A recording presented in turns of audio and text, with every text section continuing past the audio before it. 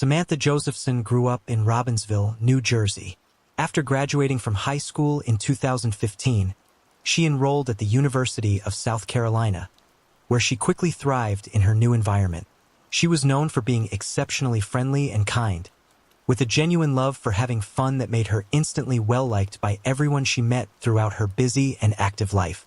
Samantha possessed a vibrant, energetic personality that gave her the drive and enthusiasm to stay on top of her demanding studies, while also successfully managing a wide array of other commitments and responsibilities. She was an active member of the Alpha Gamma Delta sorority and had even studied abroad in Barcelona, experiences that enriched her college years and broadened her horizons. In addition to all of her academic and extracurricular obligations at school, Samantha worked part-time at the Liberty Tap Room and always made sure to carve out meaningful time to nurture and focus on her close relationships with her friends and family, who were extremely important to her and formed the foundation of her world. In early 2019, 21-year-old Samantha was preparing to graduate with a degree in political science. She had clear plans to return to the Northeast after graduation in May, so she could be closer to her family. She had been accepted to law school at both Rutgers University in New Jersey and Drexel University in Philadelphia, and she had decided to attend Drexel, where she had been offered a full scholarship. Her ultimate goal was to specialize in international law, a field she was passionate about and eager to pursue. On the evening of March 28, 2019, Samantha went out with her friends to enjoy the night in Columbia's lively Five Points district. At some point during the evening, she became separated from her group of friends, who last saw her shortly after 1 a.m. on March 29th at a bar near the 700 block of Hardin Street. Samantha decided to order an Uber to take her home safely, but she never arrived at her destination. Samantha was scheduled to work later that same morning of March 29th, and her boss was surprised and concerned when she failed to show up on time. Instead of seeing Samantha walk through the door, he received a phone call from one of her worried friends, who was asking whether Samantha had perhaps already arrived at the restaurant. Samantha's friends and roommates spent the entire morning searching frantically. They went from establishment to establishment in the area where she had last been seen, showing her picture to anyone who might help and asking to review any available surveillance footage. When hours of searching turned up no sign of her, they finally reported her missing to the police at approximately 1:30 in the afternoon. Around 3:30 p.m. that same day, just as the missing persons investigation was beginning to gain momentum, a group of turkey hunters in rural Clarendon County made a devastating discovery. They found a woman's body along a remote dirt road, approximately 65 miles away from the spot where Samantha had last been seen. They immediately called the sheriff's department to report what they had found. Based on the description of the body and the clothing found with it, authorities strongly believed it was Samantha Josephson, a suspicion that was later officially confirmed through further investigation. The pathologist who examined Samantha's body would later testify in court that she had sustained approximately 120 stab wounds, and at some point during the examination he had actually stopped counting them because there were so many wounds that recording an even higher exact number would not have added anything meaningful to the report. The injuries were distributed across her head, arms, chest, legs, feet, and back. Several of the wounds that had penetrated her brain and neck would have been fatal on their own, yet the sheer volume of the attack was overwhelming. Some of her injuries clearly indicated that she had fought back valiantly against her killer. The pathologist also testified that it had been extremely difficult to obtain a blood sample from the body for routine testing because just over a tablespoon of blood remained in her system. More than 500 people attended a vigil held in Samantha's memory on March 31st. More than a dozen people who had been important in her life, including her father and her boyfriend, spoke at the vigil, sharing heartfelt stories and expressing their profound grief. Samantha's body was returned to her family in New Jersey, and her funeral, attended by nearly 1,000 mourners, was held at Congregation Beth El in Princeton Junction on April 3rd. Her body was later interred at Perrineville Jewish Cemetery. Samantha was posthumously awarded her degree in political science by the University of South Carolina in May. The investigation into Samantha's murder was greatly advanced by digital records and surveillance footage. A thorough check of Samantha's bank records revealed that several unsuccessful attempts had been made to use her debit card for withdrawals at 2 ATMs, one in Columbia and one in Sumter, South Carolina. both located along Sumter Highway in the hours immediately following her murder. Surveillance videos captured someone making these attempts, which failed because the person did not have the correct pin. However, this individual had deliberately covered their face, so it could not be seen clearly in any of the footage. Surveillance footage from the area where Samantha had last been seen proved even more helpful in developing a theory about exactly what had happened to her once she became separated from her friends, and it provided a major breakthrough in the case. The footage showed Samantha standing outside and ordering an Uber on her phone. Eventually, a black Chevrolet Impala pulled up and parked in a spot right next to her. Samantha got into the back seat of the Impala just after 2 a.m. Authorities believe she thought the car was the Uber she had ordered to drive her home. It was not. Additional footage showed the Impala circling the block where Samantha had been waiting on the curb just before it pulled up beside her, indicating that the driver may have seen her standing there and waiting. Samantha had initially approached a different vehicle to check if it was her Uber while the Impala had been positioned right behind it. After she realized her mistake and stepped back onto the curb, the Impala's driver pulled forward into the parking spot next to her, and Samantha entered the vehicle. Police therefore immediately began searching for the black Impala. Around 3 a.m. on March 30th, just 25 hours after Samantha had been seen getting into the Impala, a Columbia police officer spotted a vehicle that matched the description driving only a few blocks away from the 5 Points district. He pulled the car over, and the driver was initially cooperative. However, the moment the officer mentioned that the vehicle matched the description of a suspect vehicle in an ongoing investigation, the driver suddenly fled on foot. After a short foot chase, the driver was apprehended. He was identified as 24-year-old Nathaniel David Rowland. Inside Rowland's vehicle, police found a container of bleach, germicidal wipes, and window cleaner. They also discovered a large amount of blood and Samantha Josephson's cell phone. The child safety locks on the car had been activated, meaning the back doors could only be opened from the outside. This detail led authorities to theorize that the child locks had been deliberately engaged to prevent Samantha from escaping once she realized she was not inside her actual Uber. After forensic testing confirmed that the blood belonged to Samantha, Rowland was formally charged with her kidnapping and murder. Forensic evidence continued to mount against Rowland as the investigation progressed. Samantha's footprint was found on the rear passenger window of his vehicle. Samantha's DNA was discovered under Rowland's fingernails, as well as in numerous locations throughout the interior of his Impala, on the heel of his sock, and on a bandana that was confirmed to belong to him because his own DNA was also present on it. Samantha's blood was found on cleaning supplies that were later recovered from Rowland's girlfriend's home, and on two sections, the serrated blade and the inner handle, of a double-bladed multi-tool that had been discarded in the trash behind the home. One of Samantha's hairs was also found on the multi-tool. Investigators believed this multi-tool was the actual murder weapon because it would have produced wounds consistent with the parallel stab wounds found on Samantha's body. Maria Howard, Rowland's girlfriend at the time Samantha was killed and the resident of the home where much of the evidence against him was later discovered, would later testify that she had personally seen Rowland cleaning that multi-tool later in the day of Samantha's murder. Also found in the trash along with the multi-tool were bed sheets, towels, cleaning wipes, toilet paper, a jacket, and a pair of pants, all of which had Samantha's blood on them. When Rowland went to trial for Samantha's murder in July of 2021, his now ex-girlfriend Maria testified against him.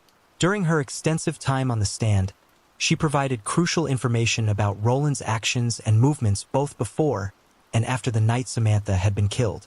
On the evening of March 28, 2019, when Samantha had begun her night out in the 5 Points district with her friends, Rowland had come over to Maria's home and planned to spend the night there.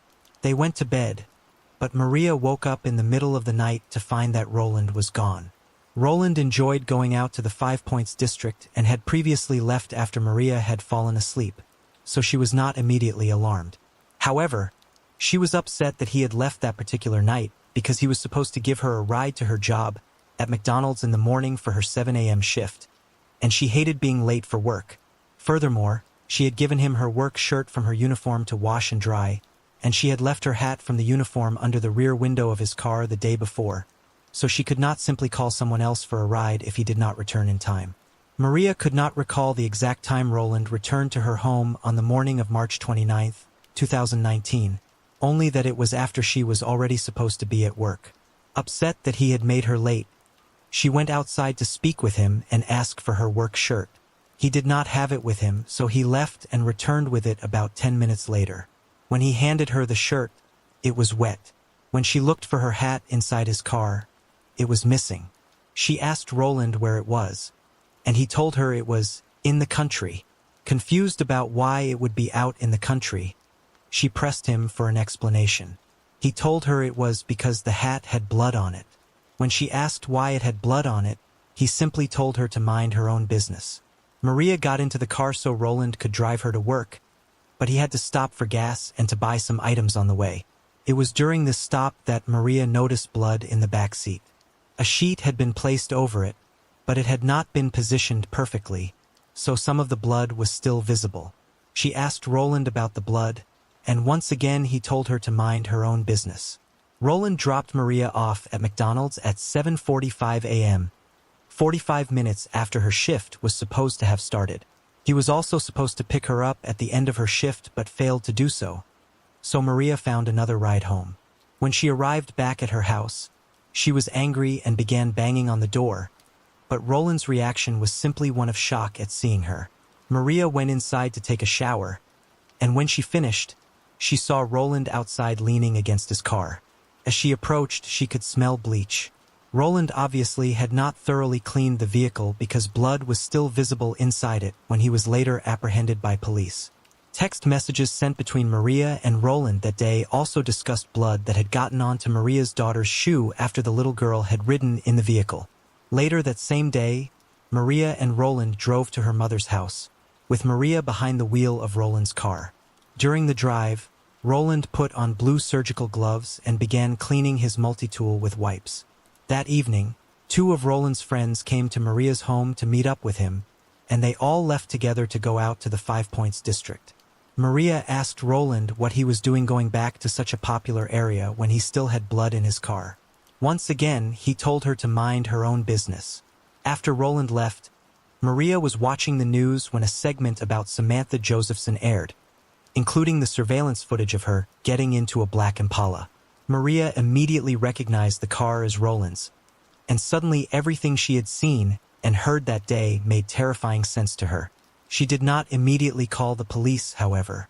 Maria testified that she had not contacted authorities right after seeing the blood in Roland's car or after seeing the news segment because she feared for her own life and the life of her young daughter if she acted against Roland.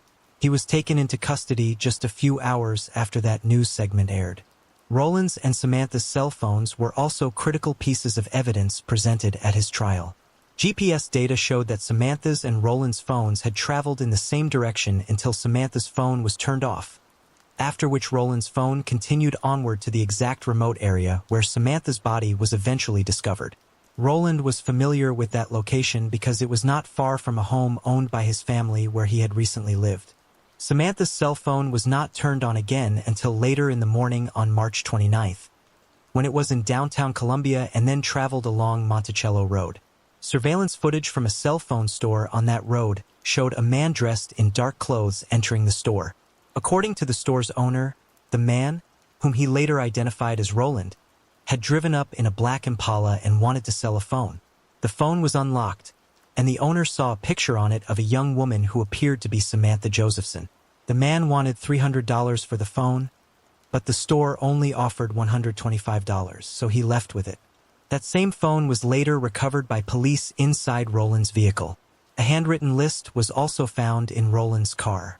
It read, duct tape, tape her whole body, gloves, all black, flip phone, gasoline matches, with the word matches crossed out. A handwriting expert compared the handwriting on the list to a known sample from Roland and concluded that Roland had written it. Roland's fingerprints were also found on the paper the list was written on.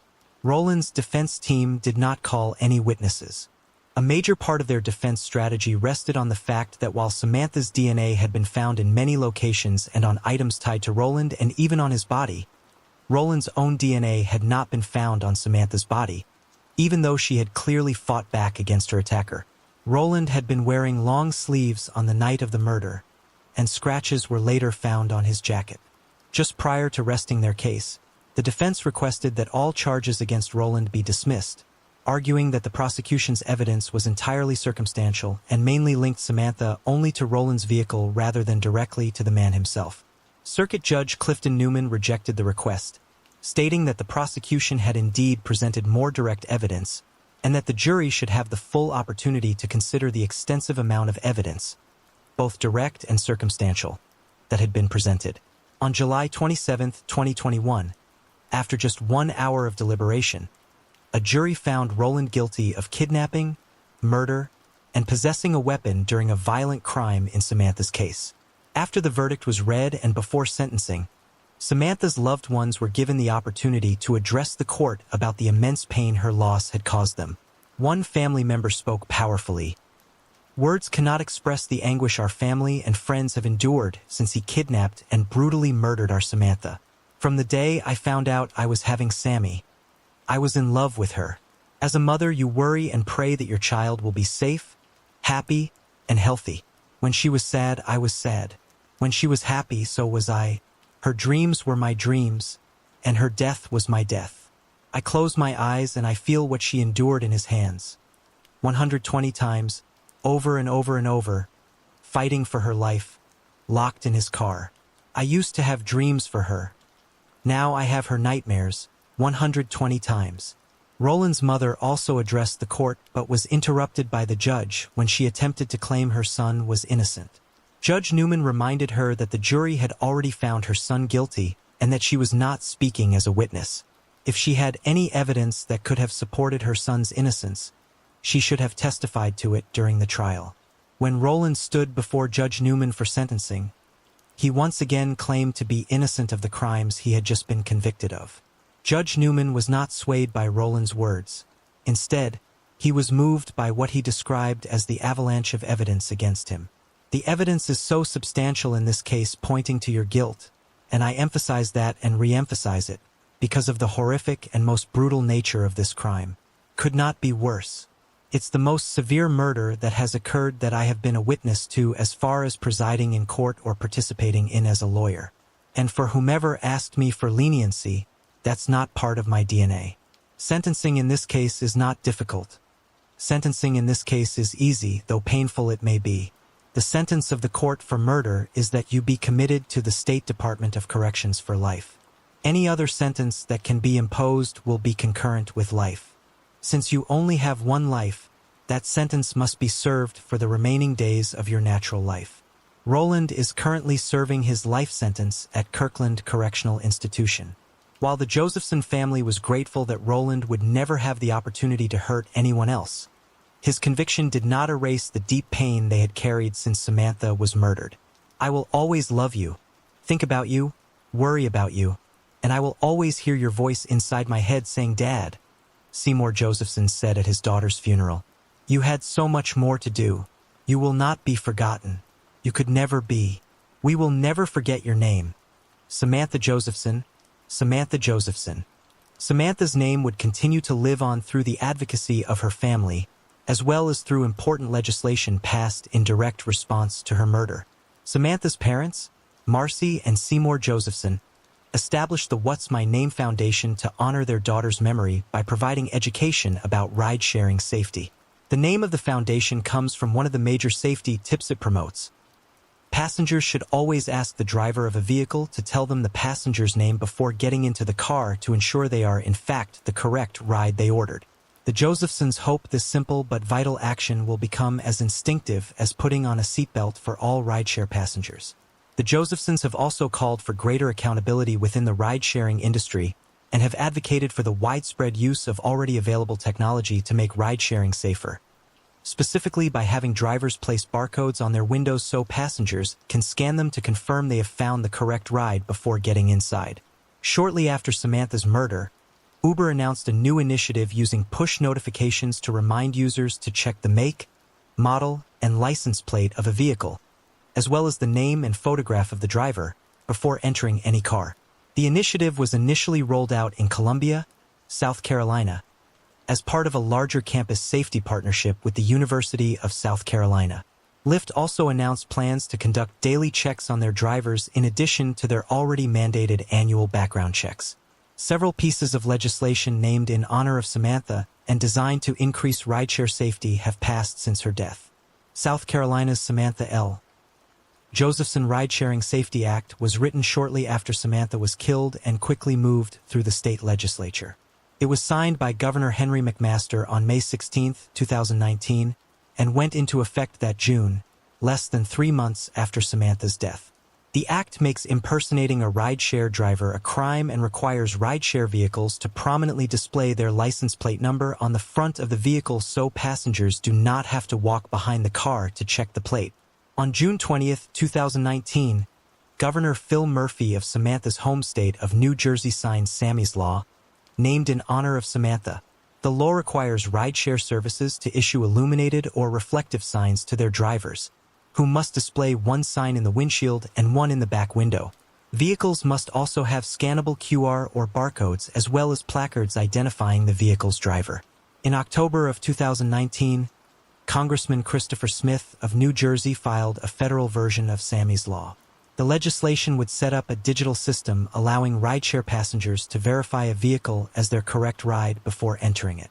It would also establish a 17-member board called Sammy's Council, which would report to the Secretary of Transportation to advance safety standards across the rideshare industry. The bill would make it illegal to purchase or sell ride-sharing signage and would require reports on the incidence of assaults on rideshare drivers and passengers, as well as on the background checks drivers undergo. The law passed in the House of Representatives and reached the Senate in July of 2020, where it did not receive a vote. Sammy's Law was refiled in February of 2021.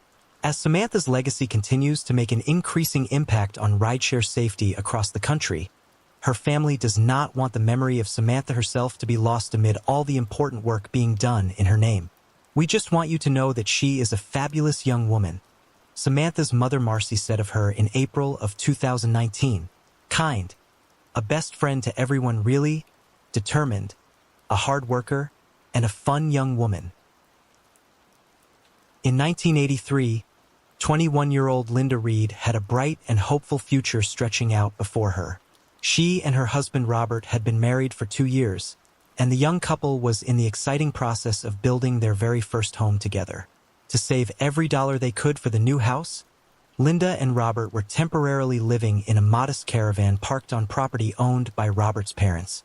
Beyond the house, Linda and Robert also shared beautiful plans to start a family of their own, dreaming of the children they would one day raise and the life they would build as parents.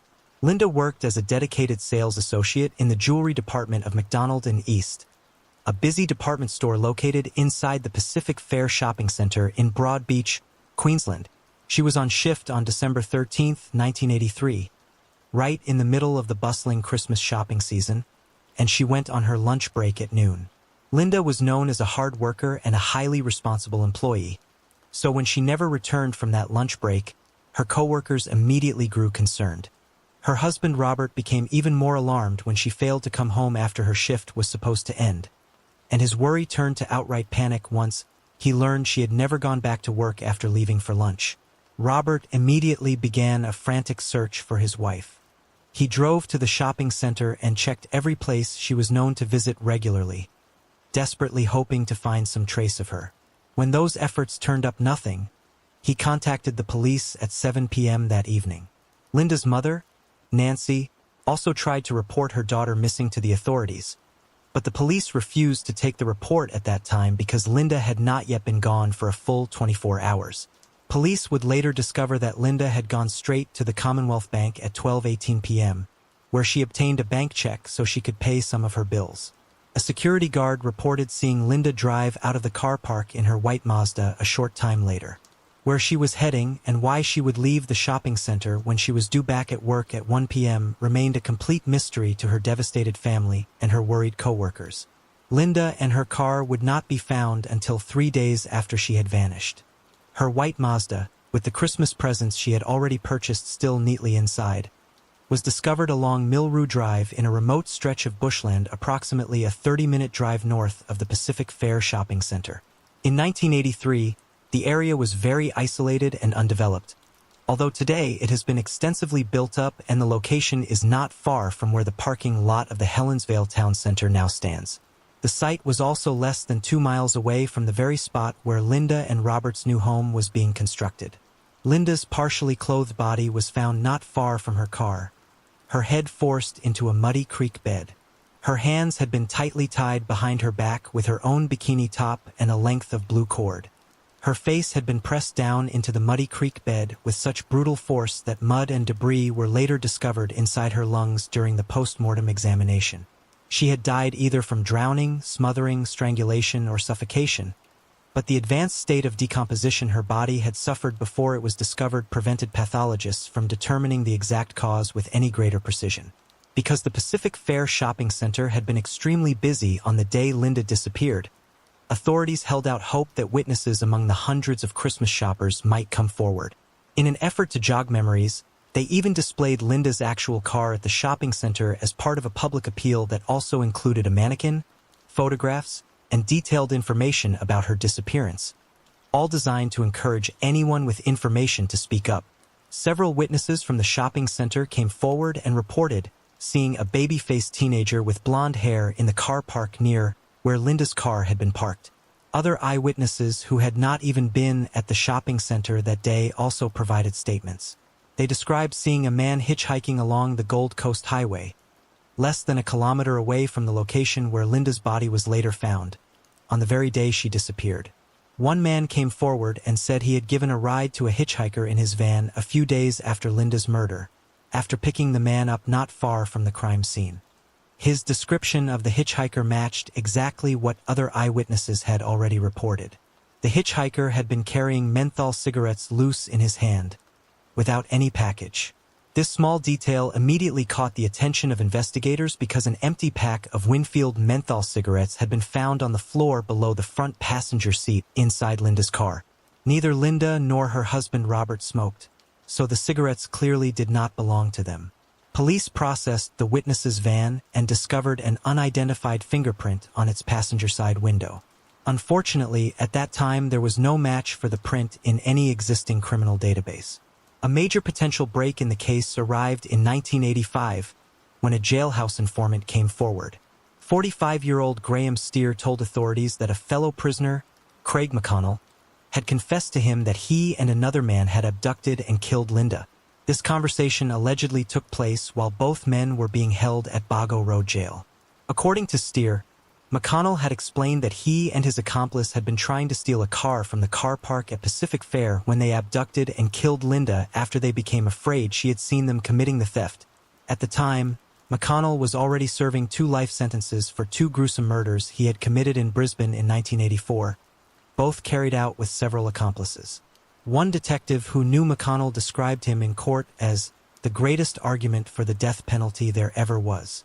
McConnell had confessed to those 2 murders and pleaded guilty to them in court. He claimed that when he first confessed to the Brisbane killings, police had immediately tried to link him to Linda's murder and had questioned him about it. He denied any involvement then and continued to deny it after Steer reported the alleged jailhouse confession. McConnell was brought to trial for Linda's murder in 1986. The admitted killer still insisted he had nothing to do with her death. A main witness against him died of a heroin overdose just before the trial began, leaving the case against McConnell resting almost entirely on Steer's statement and a collection of circumstantial evidence. According to Steer, McConnell had even drawn him a map of the exact scene where Linda's body was found, and authorities confirmed that the map was accurate in its placement of a line of pine trees near the creek bed. Steer also testified that McConnell had told him Linda had warned her attacker, "Rob will get you for this," as she was being driven to her death. Linda did affectionately call her husband Robert Rob, not Bob or Robbie or any other nickname. Steer further claimed that McConnell had told him he had eaten the sandwich Linda had packed for her lunch and that it contained cheese and pickles. When police processed Linda's car, they had indeed found traces of cheese inside it. Despite all of this circumstantial evidence, it was not enough to convince the jury. In October 1986, McConnell was found not guilty of Linda's murder due to insufficient evidence. "I never believed in going down for something I never done," McConnell declared in court after the verdict was read. before he was returned to prison to continue serving his 2 existing life sentences. Even after his acquittal, police presented evidence at a 1987 inquest into Linda's death that still cast McConnell as a likely suspect. Linda's death devastated her entire family, including her parents Nancy and Oscar and her brother Philip. The passing of time did little to ease their profound grief.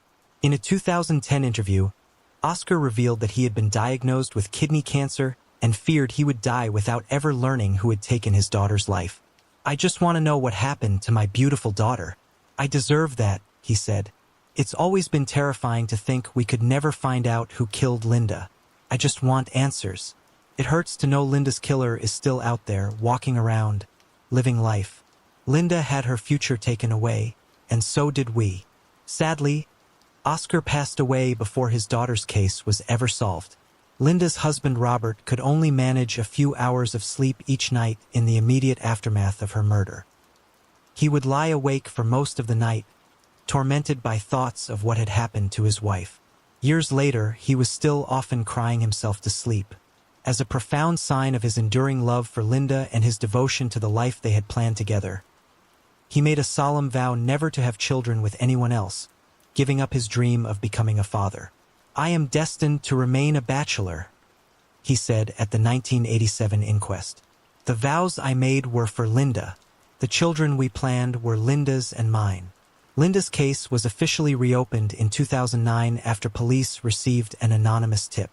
A significant breakthrough finally arrived in 2014 when the unidentified fingerprint lifted from the witness's van years earlier, the print believed to belong to the hitchhiker who had left the area near the crime scene, was re-examined with modern technology. This time, the print produced a clear match in the criminal database. The discovery did not lead to an immediate arrest. Instead, police launched an extensive renewed investigation. They re-examined more than 150 pieces of evidence using far more advanced scientific techniques that were now available, digitized nearly 700 documents from the original investigation, and re-interviewed more than 100 witnesses to build the strongest possible case. The next major development occurred when authorities realized that a vaginal swab taken during Linda's original autopsy had been preserved in evidence all those years. The sample was small and degraded, so in 2017 it was carefully sent to a specialized laboratory in New Zealand in the hope that usable DNA could still be extracted. The lab succeeded in obtaining DNA from the sample, but the profile proved to be a mixture from multiple contributors. This required even more specialized testing. Ultimately, the laboratory determined that the DNA mixture from the swab was 70 million times more likely to have come from Linda Reed, her husband Robert, and the suspect identified through the fingerprint match than from Linda and Robert combined with any other individual. On August 22, 2018, nearly 35 years after Linda was killed, 51-year-old Troy James O'Mara was arrested and taken to court to face charges for her murder. O'Mara had been only 17 years old at the time of Linda's death, and his physical appearance closely matched the description of the baby-faced teenager with blonde hair that multiple witnesses had reported seeing in the Pacific Fair Shopping Center car park on the day she disappeared. He had been living a transient lifestyle back then. When he was arrested for Linda's murder, O'Mara was already serving a life sentence for another murder he had committed just 18 months after Linda was killed. In July 1985, 22-year-old Vanessa Joy O'Brien had been at a shopping center picking up her wedding bands for her upcoming marriage when O'Mara accosted her in the car park in broad daylight and forced her into her car at knife point. He made her drive to a remote area where he bound, raped, and killed her. Her body was later found in a garbage tip at Kippa Ring, north of Brisbane. While incarcerated, O'Mara had assaulted several prison guards and made multiple escape attempts, one of which succeeded and left him free for a full day. At first, O'Mara denied killing Linda, but in March 2021, he pleaded guilty to both her rape and her murder in the Brisbane Supreme Court. He admitted that he had found Linda eating her lunch in her car on December 13, 1983, and had forced her to drive out to the bushland, where he bound, raped, and killed her. He claimed his only motive was that he had simply felt like killing a woman at random that day, the exact same motive he had given at his earlier trial for Vanessa O'Brien's murder. Police believe O'Mara acted entirely alone and that he had no prior connection to Linda before the day he took her life. Following O'Mara's guilty plea, Victim impact statements from Linda's husband and her mother were read aloud in court. What can I say after 37 years? 1,000 tears and many prayers, wondering what my daughter went through in the last minutes of her life. Linda's mother Nancy's statement read in part. Linda was a wonderful daughter, sister, and for a short time also a wonderful wife. My only regret is that Linda's father never lived to see this day. O'Mara's defense lawyer told the court that his client hoped one day to be released from custody so he could at least see, and hopefully care for, his elderly mother who is now in a nursing home and his cancer-stricken stepfather. The lawyer also noted that O'Mara's violent behavior in prison had occurred in the 1990s and that he had since enrolled in educational programs. Crown Prosecutor Jody Wooldridge warned the court that O'Mara's guilty plea should not be interpreted as any sign of genuine remorse. When Justice Glenn Martin delivered his sentencing decision the week after the plea, he agreed with that assessment. On March 17, 2021, Justice Martin sentenced O'Mara to 20 years in prison for Linda's murder and an additional 10 years for her rape. He also ordered that O'Mara would be eligible for parole on July 11, 2022, just 16 months after he was sentenced in Linda's case. Justice Martin acknowledged that O'Mara's crimes against Linda showed a high level of violence, but he ruled that sentencing could not be reduced to a strict mathematical calculation and that imposing another life sentence would be, in his words, excessive. In reaching his decision, the judge took into account that O'Mara had legally been a minor when he killed Linda and considered current sentencing guidelines. If the defendant had committed the two offenses of murder in recent times as an adult, then he would be required to serve a minimum 30 years in prison, he said. While he believed the nature of the crime merited a substantial sentence, he concluded that because O'Mara would have already been incarcerated for 37 years by July 2022, the decision about release should be left to the parole board. While Justice Martin's ruling may have been correct from a strictly legal standpoint, the possibility that O'Mara could be released so soon after being sentenced for Linda's rape and murder raised deep ethical concerns for many who followed the case. The 37 years that have now passed since Linda was taken from her family have not diminished the pain her loss caused them, nor have they made Linda any less important to, or any less deeply loved by, those who were closest to her. Linda's mother Nancy continues to visit her daughter's grave every single week. Mandy Steingasser's favorite things to do were spending time outdoors with her father, Richard. They would go fishing together and take camping trips into the woods, creating memories that would stay with her forever. On one of those camping trips, Mandy spotted a ground squirrel and, in her usual fearless way, picked it up to cuddle with it.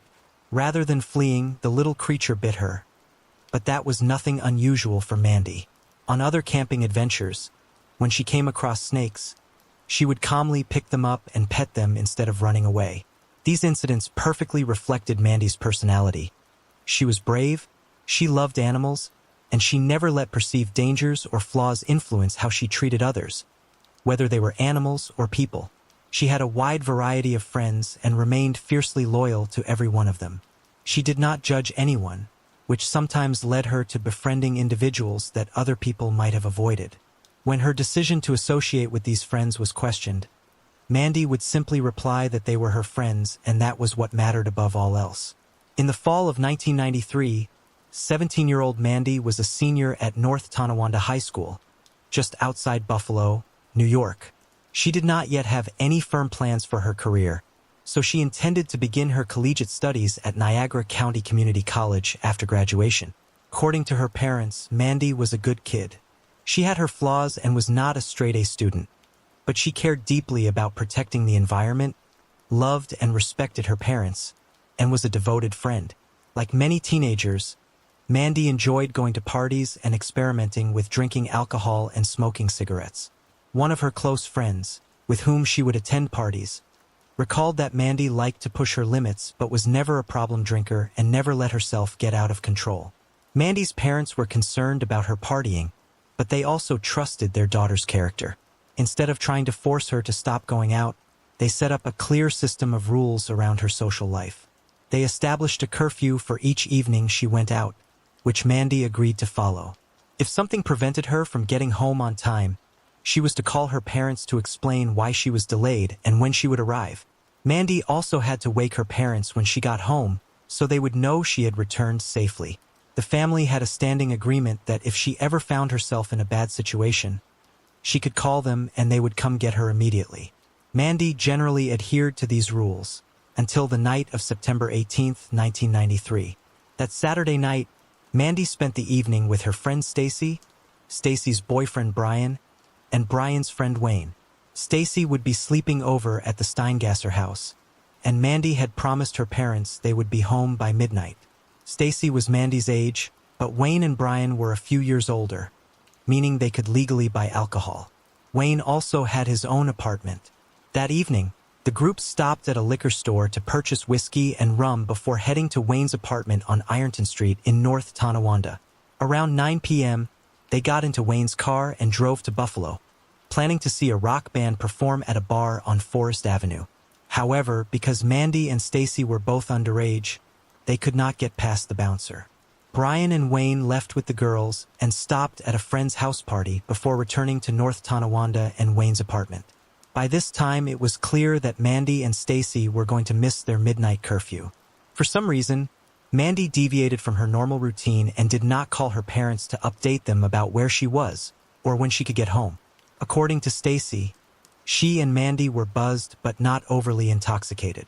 There was a house party happening at a home on First Avenue, so Mandy, Stacy, Brian, and Wayne decided to walk over to it. While they were on their way, a group of men pulled up alongside them in a car and began yelling at Brian and Wayne, accusing them of harassing a woman from the neighborhood. This had not happened, but the men did not wait for an explanation. They got out of the car and attacked Brian and Wayne. The fight was brief because sirens were soon heard, and the other men jumped back into their car and sped away. Mandy and Stacy had gotten scared and walked away from the scene when the fight broke out. As they moved away, the two girls became separated. Brian had yelled for them to come back once the men drove off, but Mandy had been afraid that the police would soon arrive and insist on driving her home because she was underage, which would have ruined her plan to try to sneak into the house without her parents realizing she had missed curfew. When Mandy did not rejoin the group, Stacy became upset because she thought Mandy had simply gone home without her. They called Mandy's name several times, but she did not return. Mandy apparently began walking toward her house, which was more than a mile away. She walked north on Oliver Street until she reached a convenience store at the intersection of Fifth Avenue. Witnesses at the intersection saw a passing car make a U-turn in order to pull up next to Mandy as she walked past the store. Mandy leaned into the passenger side window to talk to the driver, an acquaintance from school, for a few minutes before getting into the car. Sometime between 1:20 and 1:30 a.m. on September 19th, Mandy was never seen alive again. Mandy's mother, Lorraine, was awakened by a phone call at 2:30 a.m. The call was from Stacy, and Lorraine could hear male voices in the background encouraging her to ask if Mandy had arrived home. Lorraine already knew her daughter had not come home, even before searching the rest of the house, because Mandy had not come in to wake her up as usual. Lorraine's initial reaction was anger that her daughter had missed curfew and failed to call home. She stayed awake for the rest of the night waiting for Mandy, but she never arrived. In the morning, Lorraine began calling Mandy's friends, but no one knew where she was. One of Mandy's friends was the daughter of a police officer, and he sent a patrolman to the Steingasser home to take a missing person report. The North Tonawanda police quickly concluded that Mandy was simply a runaway. This frustrated Mandy's parents, who knew her well enough to understand that, even if she had run away on her own, she still would have called home to let them know. A boy she had been dating had recently moved to Florida, but without a call from Mandy saying she had followed him south, they did not believe that was the case. The Steingassers therefore contacted the FBI, who also began looking into the disappearance. Just over 5 weeks after Mandy was last seen, on October 25, 1993, 2 men hunting for mushrooms in Bond Lake Park came across a set of badly decomposed human remains near an embankment in a wooded area close to Myers Lake. The remains would later be identified as Mandy's. Her body was located less than 50 yards from an area commonly used as a local lover's lane. Police believe her killer had tried to roll her body down the embankment, thinking it would tumble into the lake, but it became caught on some bushes on the way down. Police did not immediately make Mandy's cause of death public beyond stating that she had extensive injuries to her upper body. It would later be revealed that she had been strangled with her own bra and had also sustained severe head injuries, including 2 brain hemorrhages and a skull fracture near her left temple. Police had become suspicious of the schoolmate whose car Mandy had last been seen getting into within days of her disappearance, both because he was the last person known to have been with her and because of his behavior afterward. While they publicly discussed having a main suspect, they did not identify him by name. They collected evidence as part of their investigation into him, but the technology available in 1993 was not sensitive enough to tie him conclusively to the murder. As technology advanced in the following decades, the evidence was retested, and authorities eventually had enough to charge their prime suspect. On April 24, 2018, nearly 25 years after Mandy was killed, Joseph Bellstadt was arrested at his residence as he returned home after work. The following day, on Bellstadt's 43rd birthday, he was arraigned on a charge of second-degree murder. Mandy's parents never fully recovered from the death of their only child. They stored some old furniture in Mandy's bedroom but otherwise left it untouched, with all of her belongings still in their original places. Richard Steingasser passed away in 2015, 3 years before an arrest was finally made in his daughter's case. Bellstadt, who was 18 years old at the time, had come into the North Tonawanda Police Detective Bureau 2 days after Mandy disappeared and identified himself as the person who had picked her up at the corner of Oliver and 5th. He told police that Mandy had only been in his car for a few minutes. Shortly after she got in and he began driving her home, she decided she wanted to go back to the house party she had planned to attend with Wayne, Brian, and Stacy. He claimed he turned his car around and dropped her off in front of an old church at Oliver and 1st. When Mandy got out of his car, she walked up to a Puerto Rican man sitting on the church steps. Bellstadt said that was the last he saw of her. Parts of Bellstadt's story were confirmed by witnesses who saw Mandy get into his car, but other parts were not. Sisters Tanya and Rebecca Coughlin lived in an apartment at the intersection of 5th and Oliver at the time. Tanya was outside their apartment, and Rebecca was watching from inside through a window. Both confirmed they saw a car drive past Mandy, then do a U-turn so it could pull up beside her at the intersection. Mandy and the driver spoke for a few minutes before she got into the car and it drove away, turning in the direction Mandy had been walking and the car had originally been traveling. The sisters both recognized Bellstadt as the driver because they knew him from their old neighborhood, where he had also lived. Rebecca identified Mandy as the girl who got into his car that night because she recognized her from school.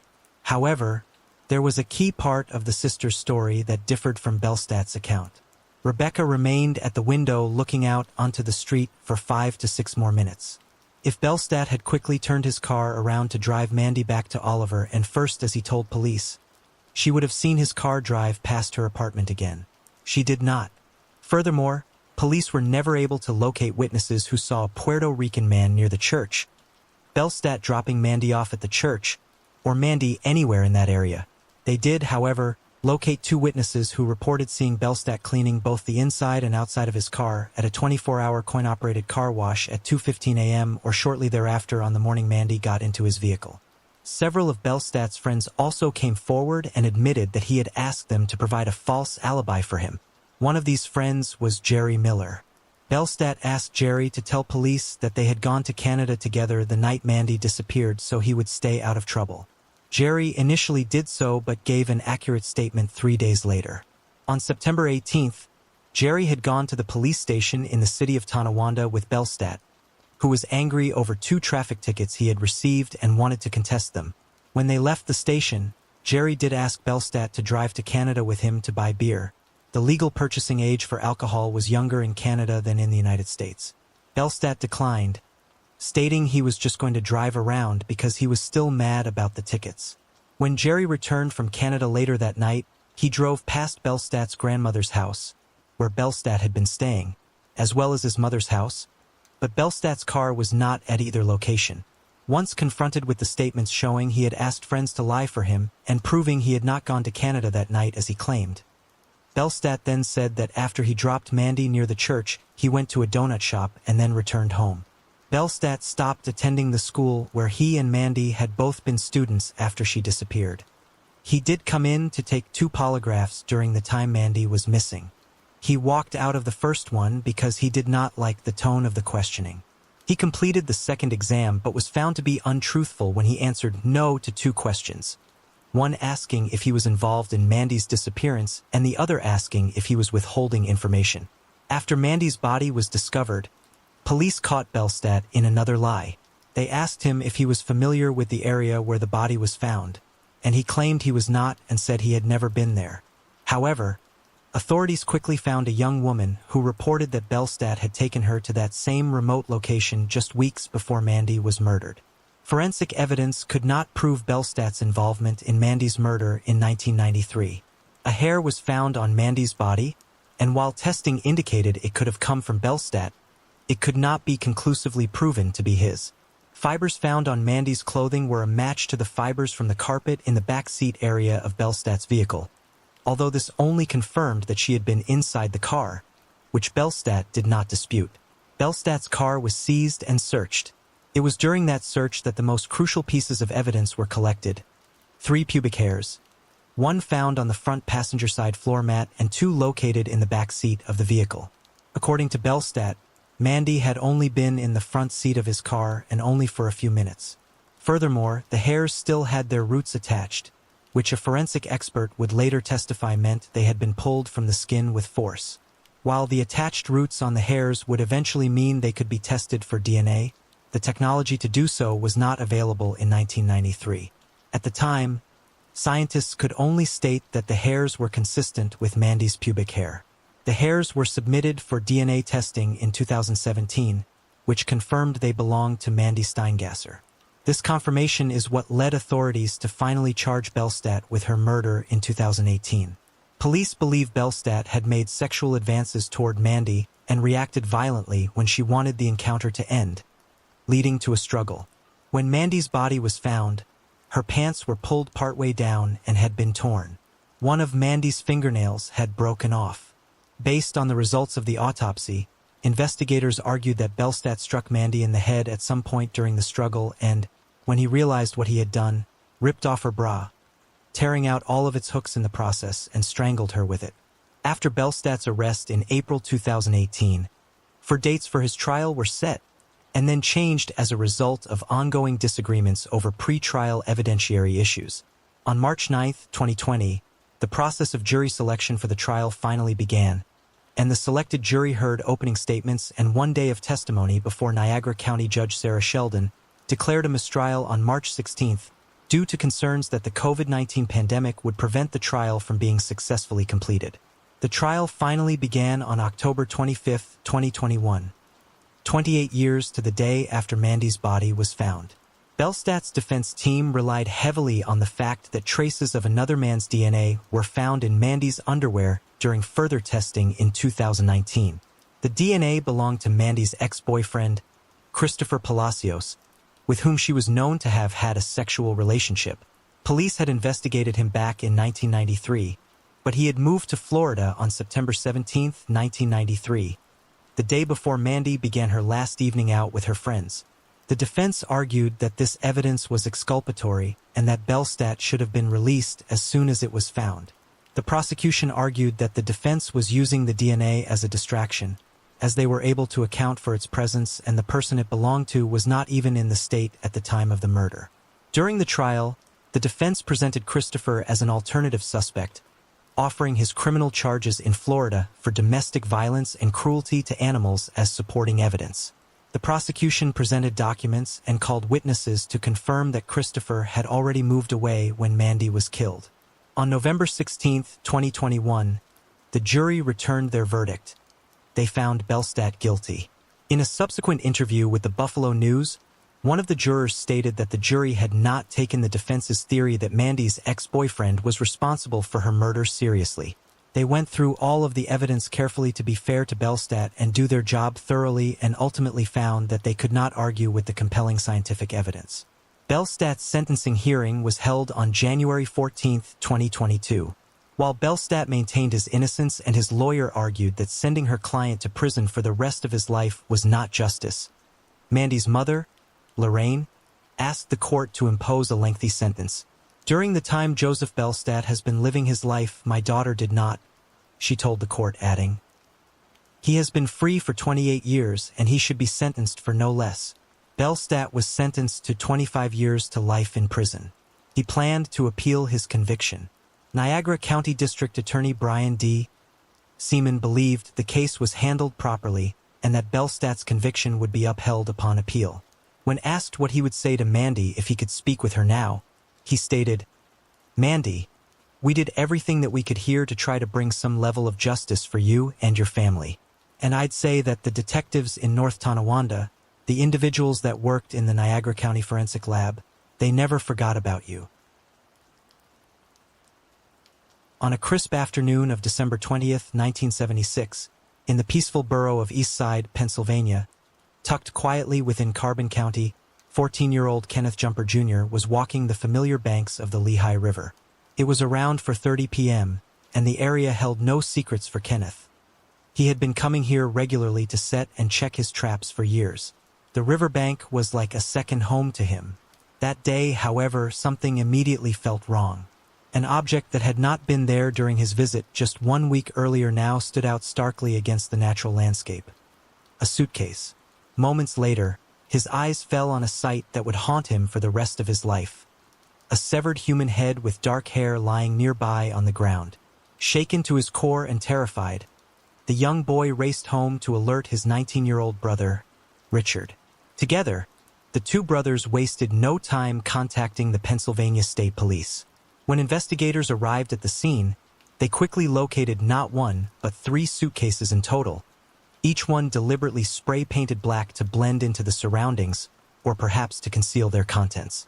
Opening them revealed the horrifying truth: the dismembered remains of a young woman, along with the body of the nearly full-term female fetus she had been carrying at the time of her death. The grim discovery painted a picture of unimaginable brutality. Authorities pieced together what they believed had happened. The killer had apparently stood on the bridge carrying Interstate 80 high above the river and hurled the suitcases downward, hoping they would plunge into the water, sink, and be carried away forever by the current.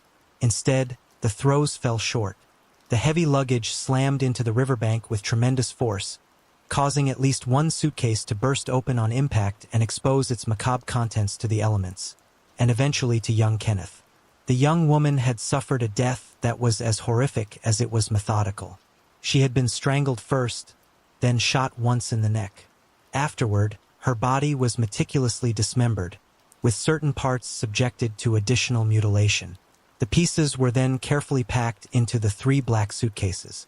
In an act of even greater cruelty, her killer had performed a post-mortem cesarean, removing the unborn daughter from her womb and placing the infant's body into one of the suitcases alongside her mother's remains. The initial autopsy placed the time of death sometime between December 17th and December 20th, 1976, but further police analysis later narrowed it down with high confidence. The murder had almost certainly occurred within the 24 hours immediately preceding the discovery on December 20th. Inside the suitcases, investigators also found several telling items that offered faint clues but no immediate answers. There were pages torn from the Northern New Jersey edition of the Sunday Daily News, dated September 26, 1976. A piece of chenille fabric, possibly from a robe or a blanket, was recovered as well. The victim herself was determined to be a Caucasian female, most likely in her late teens or early 20s. She stood approximately 5 feet 4 inches tall and weighed around 150 pounds. In what appeared to be a deliberate attempt to hinder identification, her killer had severed her nose and ears.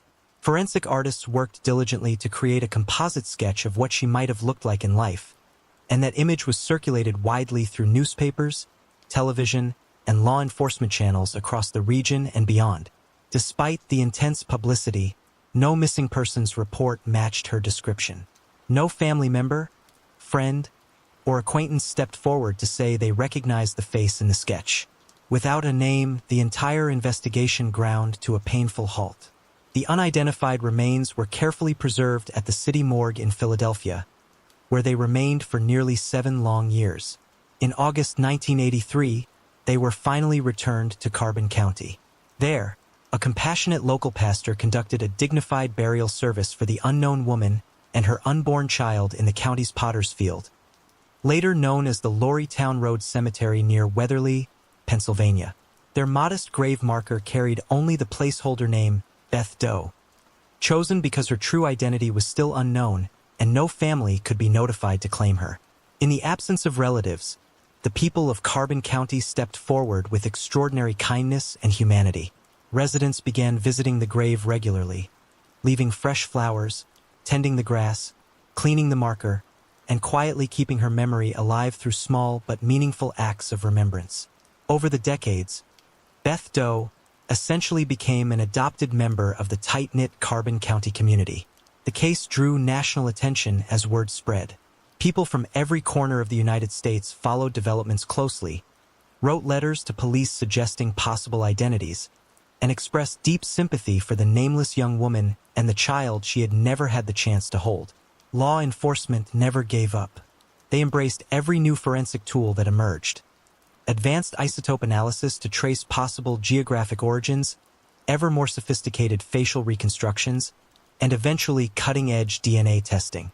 Her remains were exhumed once again in 2007 so that additional evidence could be collected and preserved. Over the years, investigators painstakingly compared Beth Doe to the profiles of numerous missing women from the mid-1970s, but every potential match was eventually ruled out through careful exclusion. More than 4 decades of silence and uncertainty passed before the long-awaited breakthrough finally arrived. On March 31, 2021, 63-year-old Luis Sierra, a married father of 2 living in the Ozark Park neighborhood of Queens, New York, was arrested at his home and charged with 1 count of criminal homicide. He was arraigned in Queens criminal court and held without bail while awaiting extradition to Pennsylvania. The arrest stunned his neighbors, who described him as a kind, quiet man who had become like family to many of them. They spoke warmly to the New York Daily News about how integrated he had seemed in the community. At the time of the murder, Sierra had been only 19 years old. In a dramatic announcement, the Pennsylvania State Police revealed that they had at last positively identified Beth Doe as Evelyn Colon, a 15-year-old girl from Jersey City, New Jersey. Evelyn had grown up as one of 5 children in a loving, close-knit family. One of her brothers would later remember her fondly as a sweetheart and something of a mama's girl. Around the time she turned 15, Evelyn became pregnant and moved into an apartment with the baby's father, Luis Sierra, who happened to be a neighbor to her family. Those who knew the couple described Sierra as controlling and abusive. He was reportedly jealous and had been known to lock Evelyn inside the apartment at times. In quiet moments, Evelyn had confided in her mother that if anything ever happened to her, Sierra would be the one responsible. Even after moving out, she maintained regular contact with her family, keeping them updated on her life.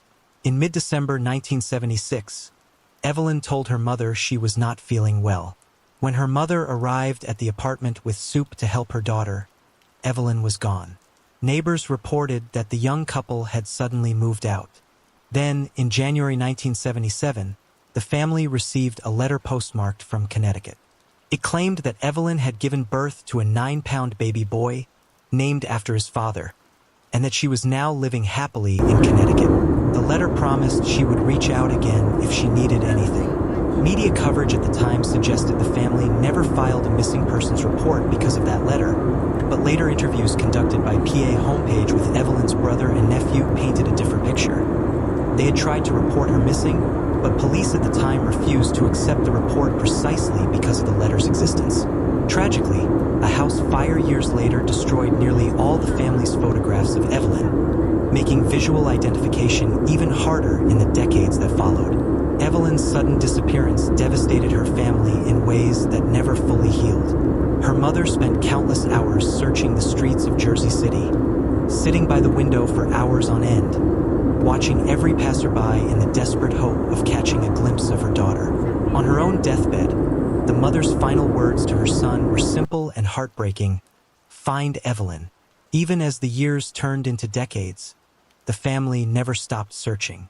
Once the internet became widely available, they scoured online records, reached out to distant relatives through social media, and clung to any thread of hope that Evelyn might still be alive somewhere, perhaps living the quiet life the letter had described. Evelyn's nephew, Luis Colon Jr., born 7 years after her disappearance, grew up hearing the family stories and quietly hoping that one day his aunt would reappear with a happy ending. In 2017, determined to leave no stone unturned, he purchased DNA testing kits from multiple companies, hoping for any match that might lead to Evelyn or her child. The results at the time only connected him to distant cousins. Then, in March 2021, law enforcement reached out to him with life-changing news. They had uploaded a murder victim's DNA profile into one of the very databases he had used, and it produced a close familial match. With the family's full cooperation, the identification was confirmed beyond any doubt. It was Evelyn. Luis Jr. was devastated. His lifelong goal had always been a joyful reunion, not the confirmation of tragedy. The entire family was shattered to learn that Evelyn and her unborn daughter had been brutally murdered and left on a riverbank in suitcases. Yet they also found a measure of solace in knowing that Evelyn had never willingly abandoned them. She had not chosen to disappear. In honor of their lost loved ones, the family gave the unborn child the name Emily Grace Colon. They believed Evelyn had planned to call a daughter Emily, and they added Grace as a tribute to God's grace and the mercy they hoped would surround both mother and child. The timing of the identification felt profoundly meaningful to them. It came just weeks before what would have been Evelyn's 60th birthday on April 17th, and only days before Easter on April 4th.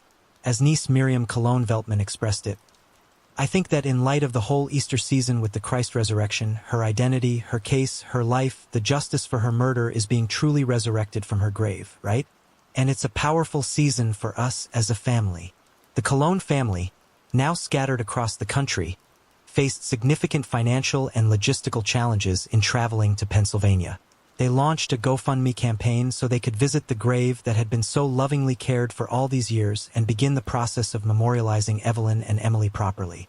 They expressed a deep desire to meet the people of Carbon County who had kept their loved one's memory alive for more than 4 decades. "Carbon County adopted her," Miriam said with gratitude. "It's incredible you all kept her memory alive, knowing about her and praying for her. That's so powerful that this county was praying for my family and how you loved someone you didn't know. We're so thankful for all of you. You're all family now too." While Luis Sierra had been charged and taken into custody, authorities continued building their case and actively seeking additional witnesses. The Pennsylvania State Police and the Carbon County District Attorney's Office established a dedicated tip line through Crime Stoppers. Detectives had visited Sierra's home in the week leading up to his arrest. During questioning, he initially denied any knowledge of Evelyn, but later admitted that he had dated her, that he had impregnated her, and that he had assumed she had simply returned to her mother's home when she vanished. He also acknowledged mailing the letter from Connecticut during a trip, but provided no explanation for why it had taken so long to send. His next scheduled court appearance in New York was set for May 17th. The family expressed gratitude for the answers that had finally come and for Sierra's arrest. Yet they understood that the journey toward full justice was far from over. "Let me tell you something. I can't wait for him to come to Pennsylvania because I want to look at his eyes and ask him why," said Evelyn's brother, Luis Colon Sr. They were careful to emphasize that Sierra remained innocent until proven guilty in a court of law. Still, the family's resolve remained unbreakable. As nephew Luis Colon Jr. put it, "Until then, I'm not going to rest because to me the mission is not done. We got her name, that's important. And we got the word out, but now we have to get some justice here." The story of Evelyn Colon and her daughter Emily Grace is one of profound loss, enduring love, relentless determination, and the quiet power of community compassion. It reminds us that even after more than 4 decades, names can be restored, memories can be honored, and the pursuit of justice can bridge the gap between a lonely riverbank and the hearts of those who never stopped searching.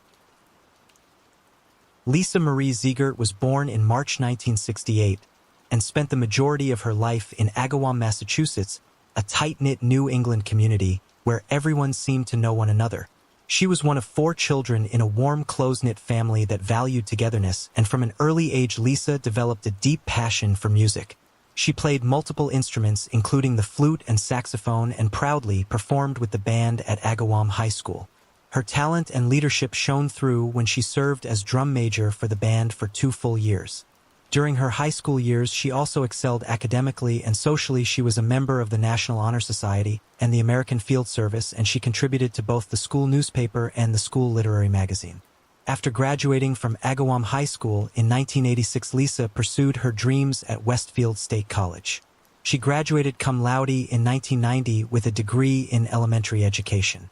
Teaching was her true calling. Her love for children had already led her to spend several summers working at a local summer camp and to volunteer as a Sunday school teacher at her parish.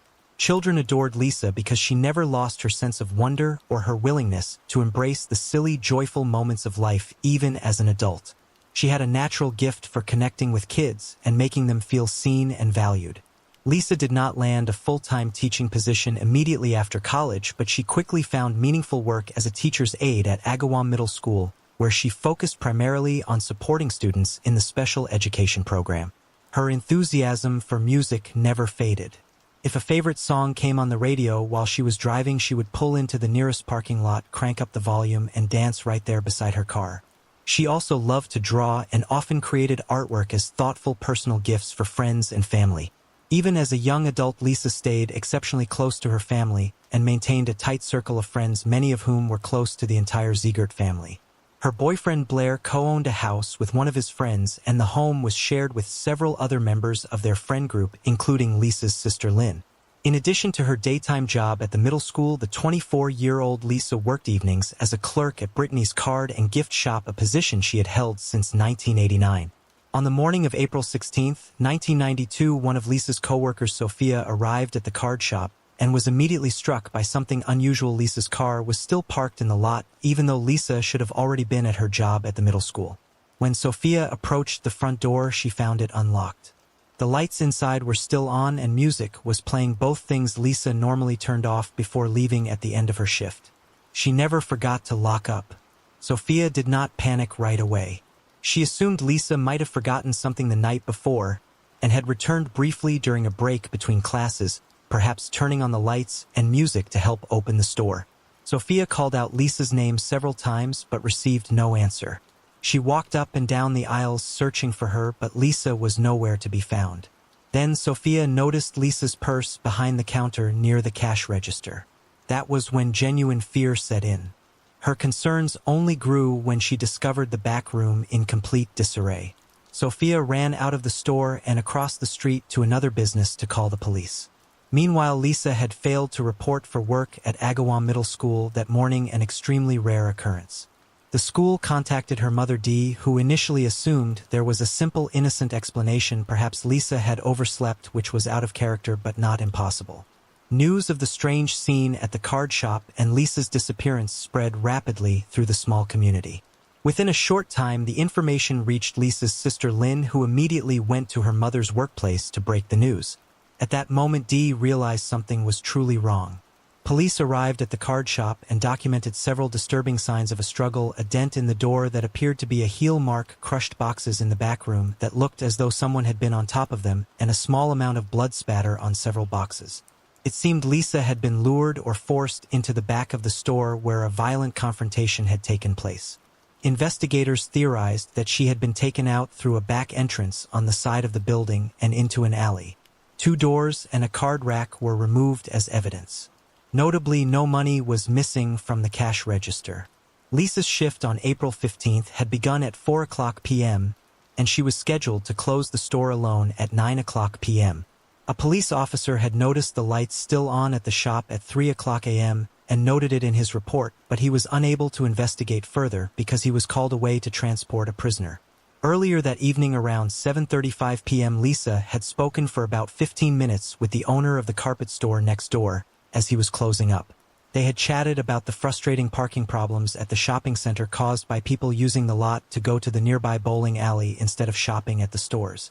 Before leaving, the owner had told Lisa he wouldn't confront any of the drivers because, in his words, there are a lot of crazy people out there. Investigators were eventually able to narrow the window of Lisa's disappearance to a very short period. The last transaction recorded on the cash register occurred at 8:20 p.m. Another customer arrived just after 9:00 p.m. and found the store empty. She thought she heard a noise coming from the back, but she did not investigate and simply left. That meant Lisa had vanished sometime between 8:20 and just after 9 p.m. on April 15th. The following day, scent tracking dogs were brought in nearby drains, and sewers were searched. Officers combed the surrounding area on foot and helicopters scanned from above. Both the Massachusetts State Police and the FBI joined the investigation. The banks of the nearby Westfield River were also thoroughly checked. Numerous people who knew Lisa both in Massachusetts and neighboring Connecticut were interviewed throughout the day on April 16th. At first, the case was handled as a missing person investigation, but on April 17th, Agawam Police Lieutenant Robert Campbell told the press that the chances of Lisa simply walking away were slim. The next morning, he formally announced that the case was being treated as a kidnapping as all other possibilities had been ruled out. April 19th, 1992 was Easter Sunday. With Lisa still missing, all 12 churches in Agawam passed out white ribbons for congregants to wear as symbols of hope for her safe return and as gestures of support for her family. Later that same day, around 2 p.m., a man walking his dog just a few miles from the card shop glanced into a wooded area off Route 75 and spotted what appeared to be the partially clothed body of a woman. He immediately called the police. Based on the clothing and a charm bracelet on her wrist, the victim was quickly identified as Lisa Ziegert. The autopsy revealed that Lisa had been raped and had suffered numerous defensive injuries. She had been stabbed 8 times. The fatal wound was to her neck. 3 days of snow and sleet had fallen since her disappearance, so when investigators reached the scene, they were standing in ankle-deep mud. To preserve evidence such as visible tire tracks, they carefully followed in one another's footsteps. After visiting the crime scene, Agawam Police Detective Wayne Macy drove straight to the Ziegert family home. He feared that if he hesitated even for a moment, he would lose the courage to deliver the devastating news himself. He tried to think of the gentlest word he could use for dead, but he never had to choose one. When he arrived, Lisa's mother Dee took one look at him and knew. She simply asked if Lisa was dead, and he only had to confirm it. Nearly 3 decades later, Dee would still speak with admiration about the bravery Detective Macy showed by coming to her home in person. Lisa's funeral mass was held at Sacred Heart Church, the same church where she had taught Sunday school. More than 900 people attended to honor her life and support her grieving family. In early May, Joseph O'Neill, the owner of Brittany's card and gift shop, made the painful decision to close the store permanently. He had been considering it for some time, but the knowledge that Lisa had been taken from the shop and the overwhelming grief he felt over her death finalized his choice. The store closed for the last time on May 30th. The murder shattered not only Lisa's family and friends, but the entire community. Agawam had always felt like a safe, small-town haven where residents rarely locked their doors. That sense of security vanished overnight. Some parents refused to let their daughters go to work for weeks afterward. Large numbers of women signed up for self-defense classes. Within 2 days of Lisa's body being discovered, more than 300 women applied for permits to carry firearms or mace. Local businesses began escorting employees to their cars at night and stopped scheduling single clerk shifts. Police offered to perform safety check-ins at businesses that stayed open late. All 8 members of the Agawam Police Department's Detective Bureau were assigned to the case, joined by 8 investigators from other agencies. The FBI provided additional resources, and the Connecticut State Police assisted because the body had been found near the state border. Investigators worked grueling shifts, often 18 hours or longer, 7 days a week for months on end. Community organizations and local businesses raised a total of $5,000 as a reward for information leading to the arrest of Lisa's killer. A single-source male DNA sample had been recovered from the crime scene. Although DNA technology was still relatively new in law enforcement at the time, it became a central focus of the investigation. Lisa's boyfriend Blair was thoroughly investigated because of his relationship with her, but he had a solid alibi for the time of the crime, and his DNA did not match the sample. Numerous other friends and associates were also interviewed and tested. None matched, and no other evidence linked any of them to the crime. Tips poured in by the hundreds. Investigators chased down owners of trucks similar to a suspicious vehicle seen in the area that night, a man who had discarded carpet and a t-shirt at a local car wash, and even a man who had reportedly gone to a women-only health club simply to stare at women exercising. Many calls came from people convinced they knew the killer based on baseless rumors and conspiracy theories. One persistent rumor involved one of Lisa's male friends who co-owned the house where Blair lived and who worked at his father's restaurant near the card shop. Word spread that he and Blair had been in a secret relationship and that Lisa had supposedly walked in on them, giving him a motive. The story was entirely fabricated and unsupported by any evidence. The friend was actually the son of a retired police detective, which fueled wild allegations of a police cover-up. His DNA did not match the crime scene sample, and he had dozens of customers and coworkers who confirmed he was at the restaurant during the exact window of Lisa's abduction. Police policy prevented them from publicly clearing anyone before the case was solved, so the rumors persisted for decades and wasted valuable investigative time. Despite exhaustive efforts, leads eventually dried up. "It's like you hope the hand of God is going to come down and tap you on the shoulder," Detective Macy told the Union News on the first anniversary of the murder. But it turns out to be just rehashing old leads and trying to come up with new angles.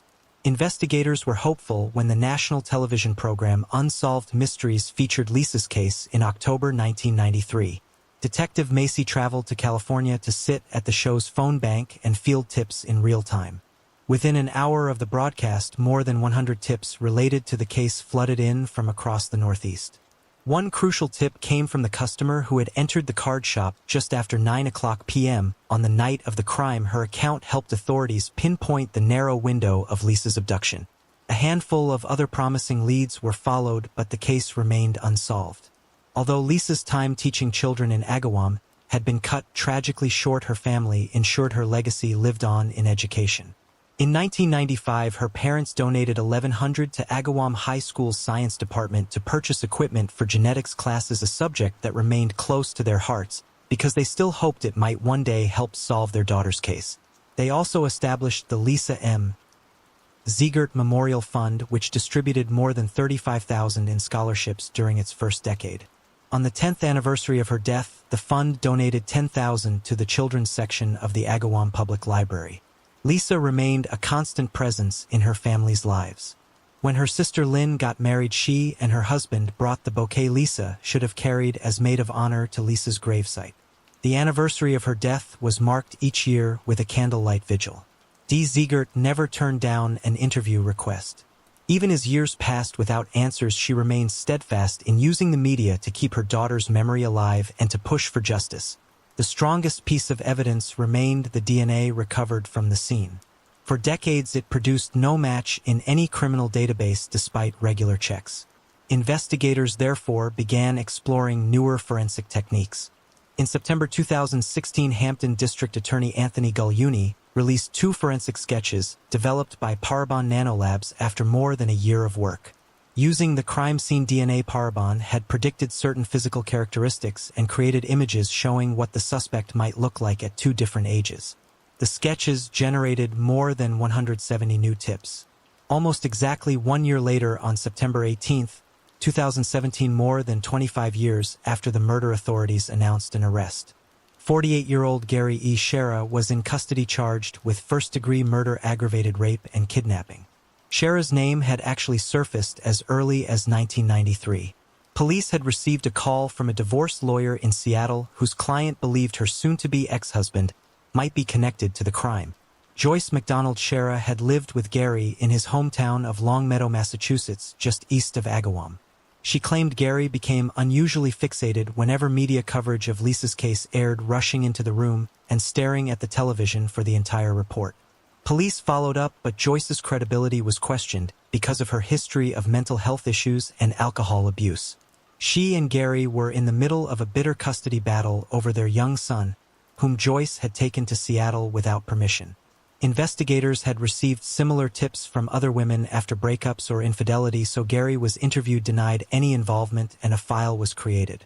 He remained on a list of men who had refused to provide DNA samples. In 2002, Gary agreed to a short interview but refused DNA because he claimed he feared cloning. In 2008, he again refused and was careful not to touch anything in the room or accept a bottle of water, clearly aware of how DNA could be collected. After the Parabon sketches were released, authorities went to a grand jury in August 2017 and obtained court orders compelling 11 men, including Gary Shera, to submit DNA samples. On September 13, 2017, state troopers went to his home to serve the order but found only his roommate. They left a business card.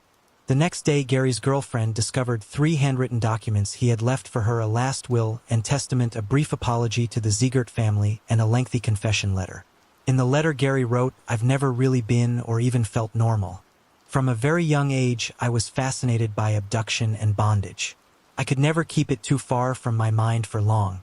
On that fateful day, I let myself do something terrible. I had no intention of killing her when I grabbed her, but events spun out of my control, and in the eyes of the law, it is all the same. I had never regretted anything so much. I was young and headstrong, and foolish emphasis on that last part." He admitted that Lisa was his only victim, wrote that he had despised himself for years, and said he had considered turning himself in hundreds of times, but was too much of a coward. He ended by saying he would either take his own life or face the music. Authorities immediately launched a search, fearing he would attempt suicide. Gary's black Honda Civic was found in the parking lot of Johnson Memorial Medical Center in Stafford Springs, Connecticut, with a suicide note on the dashboard: "To whomever finds my body, I apologize for any psychological trauma incurred. Paul, Mass State Police, thank you." He had overdosed on Motrin but had driven himself to the emergency room. He was taken into custody on September 16th and arraigned as a fugitive from justice. Search warrants were executed on both his apartment and his girlfriend's apartment. Items that could yield his DNA, including his toothbrush, were collected and tested. The results confirmed a match to the DNA from the crime scene. Even without Joyce's direct testimony, she had passed away in 2014. Prosecutors had a powerful case. Court documents from her divorce revealed that Gary had once told her he could only have sex if he was in control, and held a knife to her throat. Her family told investigators that the day after Lisa's abduction, Joyce had called her sister, alarmed that Gary had come home very late, full of nervous energy and covered in scratches. He had also given Joyce a music box featuring a blue carousel horse, claiming he bought it from Brittany's card and gift shop from a little old lady with gray hair. The store had never employed anyone matching that description, but former employees confirmed the music box was consistent with items sold there at the time. Despite the overwhelming evidence, including his own detailed confession, Gary Shera initially pled not guilty. 2 years later, on September 25, 2019, he appeared in court and changed his plea. He formally admitted to the judge that he was the person who had murdered Lisa Ziegert and gave up his right to a jury trial. Guilty pleas to first-degree murder are rare in Massachusetts because the charge carries a mandatory sentence of life in prison without the possibility of parole.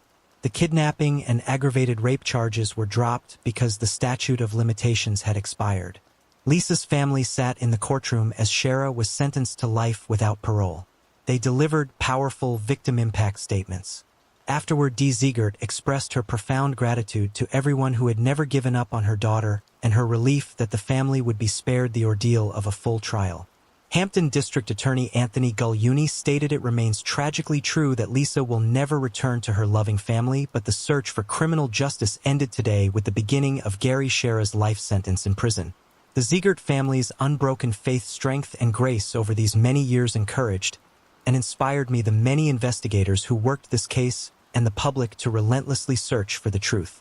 To those many investigators from the Massachusetts State Police, Agawam Police Department, prosecutors from the Hampton District Attorney's Office, and those in the public who never forgot Lisa and believed that justice would someday result, thank you.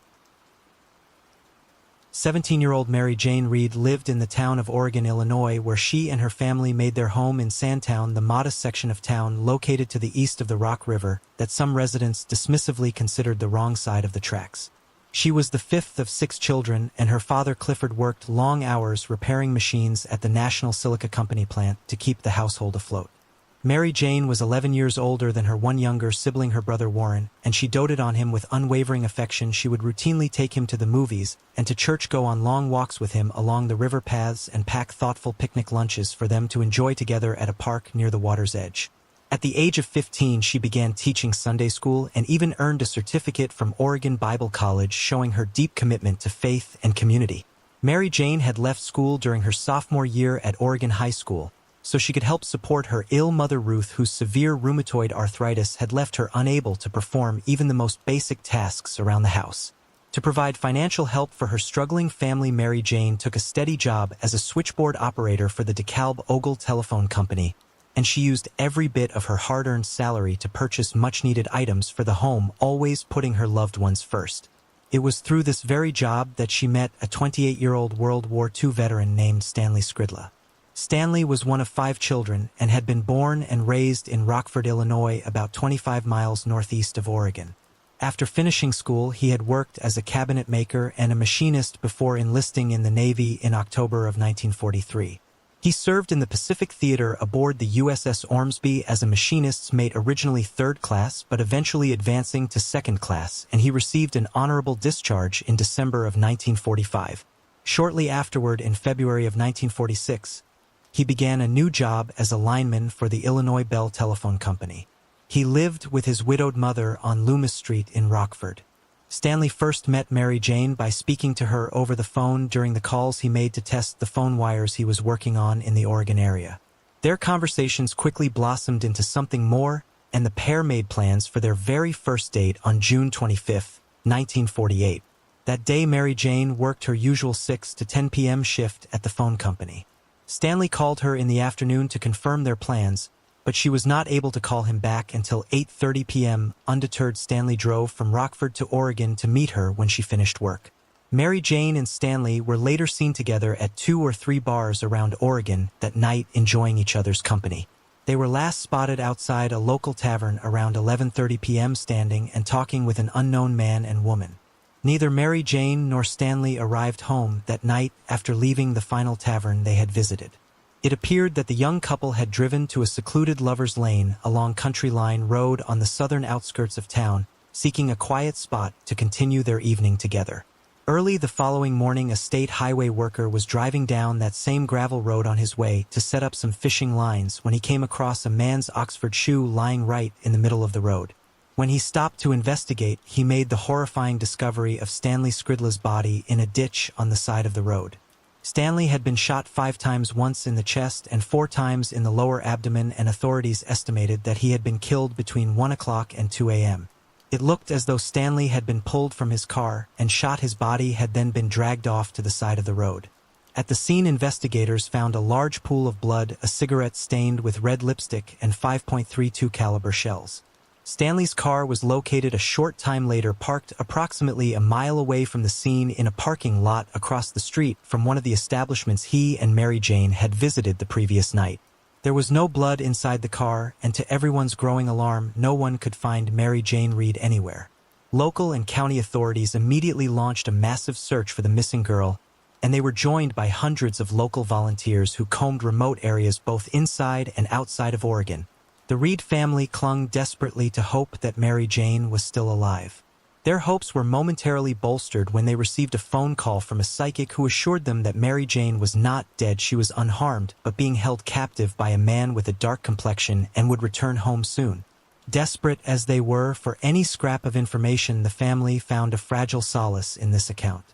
Tragically, the psychic's vision was proven wrong on June 29, 4 days after Mary Jane disappeared, when a 28-year-old truck driver named Harold Ziegler discovered her body. Harold worked for the National Silica Company, the same plant that employed Mary Jane's father. On the morning of the 29th, he was driving down a company lane, approximately 2 miles away from the Lover's Lane where Stanley's body had been found, heading to a sandpit owned by the company from which he was to haul sand. He stopped along the way to speak with another driver, and when he stepped away from his truck, he noticed a foul smell. That was when he discovered Mary Jane's body lying amongst the weeds under a box elm tree some 4 feet off the road. Mary Jane was wearing just her bra underwear, and her mother's wedding ring. Ruth had given her the ring as a gift once. Her arthritis prevented her from wearing it, and Mary Jane had been thrilled to have it. The rest of the clothing she had been wearing the last night she was alive had been thrown on top of her body. According to her death certificate, Mary Jane had been shot once in the back of her head near the base of her skull. Like Stanley, she had been shot with a .32 caliber bullet, believed to be from the same weapon used to kill him. Authorities believed that she had not been held captive when she was taken from the Lover's Lane, but had instead been killed not long after Stanley's death. Ruth Reed was so distraught over the death of her daughter, and so fearful that the same fate would befall another member of her family, that she refused to allow her son Warren to attend school for months afterward. Clifford Reed ultimately made the painful decision to place her in a state mental institution. A year after Mary Jane died, Ruth returned home, but she was never the same again. Investigators spoke to dozens of people in an effort to find leads. Mary Jane had been very popular and regularly went on dates, so authorities interviewed other young men she had socialized with. They also spoke with 4 women in Rockford whom Stanley had previously dated. Rumors circulated that the murders were the result of a love triangle gone wrong or payback from some sort of gambling debt Stanley had accrued.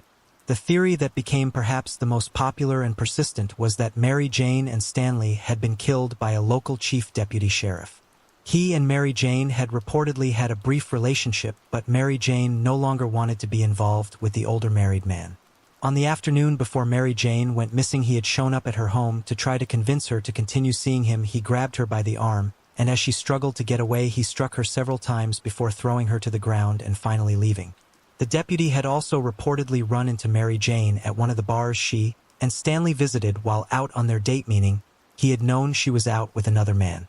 According to a police report at the time, the deputy had reported to work the day after Stanley's body was discovered without his service weapon, claiming he had sold it to someone in a bar. This led to persistent whispers around town that the police had not solved the case because they were covering up for one of their own. The deputy passed away in the mid-1980s, and as the years went on, rumors and speculation continued, but real progress in the case came to a complete halt. It remained unsolved for decades. Over those long decades, both of Mary Jane's parents, as well as all but one of her siblings, passed away without ever learning who had killed her. The lack of answers did not diminish local interest in the story or the quiet hope held by Mary Jane's brother Warren Reed that the mystery would eventually be resolved. Major developments in the case would finally come more than 50 years after Mary Jane and Stanley were murdered, thanks in large part to the efforts of a somewhat controversial local figure named Mike Arians. Mike had worked as an insurance fraud investigator, a dinner theater producer, and a county commissioner in Kane County, Illinois, before he purchased a restaurant in Oregon now known as the Roadhouse. The establishment had previously been known as the Stenhouse and had been one of the places Stanley and Mary Jane had visited the night they were killed. Stanley's Buick had been found parked across the street from it after his body was discovered. Mike purchased the restaurant in the year of the 50th anniversary of the murders, when the story was featured heavily in the local media and caught his attention. However, he soon decided to run for mayor of Oregon, which diverted his focus from the case until after his election to the position in April of 1999.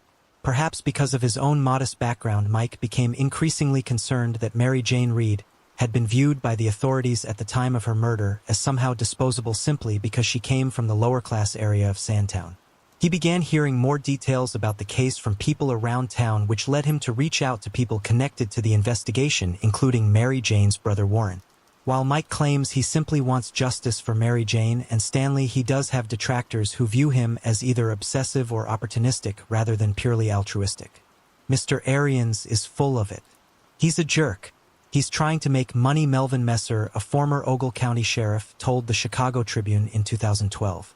Allegations that Mike has tried to use Mary Jane and Stanley's deaths for his own profit stem largely from his efforts to get a book written and a movie made about the case. Neither of those projects ever came to fruition. Mary Jane specifically also plays a part in Mike's restaurant business. He has what some have described as a shrine to her at the Roadhouse, featuring numerous framed pictures and articles, a portrait drawn in pencil, and a mannequin dressed as Mary Jane. While this could be viewed by some as a marketing ploy, Mike claims he has all the items on display to celebrate Mary Jane's life and make sure she is not forgotten. Mary Jane did visit what is now the Roadhouse just hours before her death, and Mike believes that visit continues to tie her to his restaurant. He has repeatedly said that he does not particularly like the term haunted, but he does believe that Mary Jane maintains a determined presence in his restaurant. He claims that employees have seen apparitions there and points to events like the repeated spontaneous playing of the same song on the jukebox and unexplained gusts of cold air in the Roadhouse as evidence of Mary Jane's presence. He has held seances in the restaurant, which was also featured on an episode of the Travel Channel show The Dead Files. According to Mike, his critics are wrong to claim that he has financially benefited from his investigation into the case. He says business at the restaurant went down dramatically after he became involved with the case, and within just the first few years of his efforts, he had personally spent tens of thousands of dollars doing research and hiring private investigators. He further claims that his interest in Mary Jane and Stanley's case was part of the reason he lost his bid for re-election as mayor of Oregon in 2003. There are of course other reasons which could explain why the people of Oregon did not vote to re-elect Mike. For example, in December of 1999, he was indicted on charges of official misconduct and disregard of election laws in relation to his legal place of residence at the time he held his different government positions. In order to be qualified to serve as mayor of Oregon, he had to have been a legal resident of the town, which is in Ogle County, for at least a year prior to his election in April of 1999. However, he had been a county commissioner in Kane County, a position which required him to be a legal resident of that county until the end of 1998. Mike subsequently filed a civil lawsuit against the Kane County State's attorney alleging prosecutorial misconduct. Proceedings dragged on for almost 2 years. In October of 2001, Mike ultimately dropped his lawsuit and paid a fine to settle the matter. But the legal case could also be viewed as a potential reason for why Mike was not re-elected, rather than his investigation into Mary Jane and Stanley's deaths. Regardless of the criticisms that have been made of him, Mike did play a major part in the significant developments in the case made decades after Mary Jane and Stanley were killed. In January of 2004, Mike filed court documents requesting that Mary Jane's body be exhumed from her grave in Daysville Cemetery, a process he was willing to pay for himself.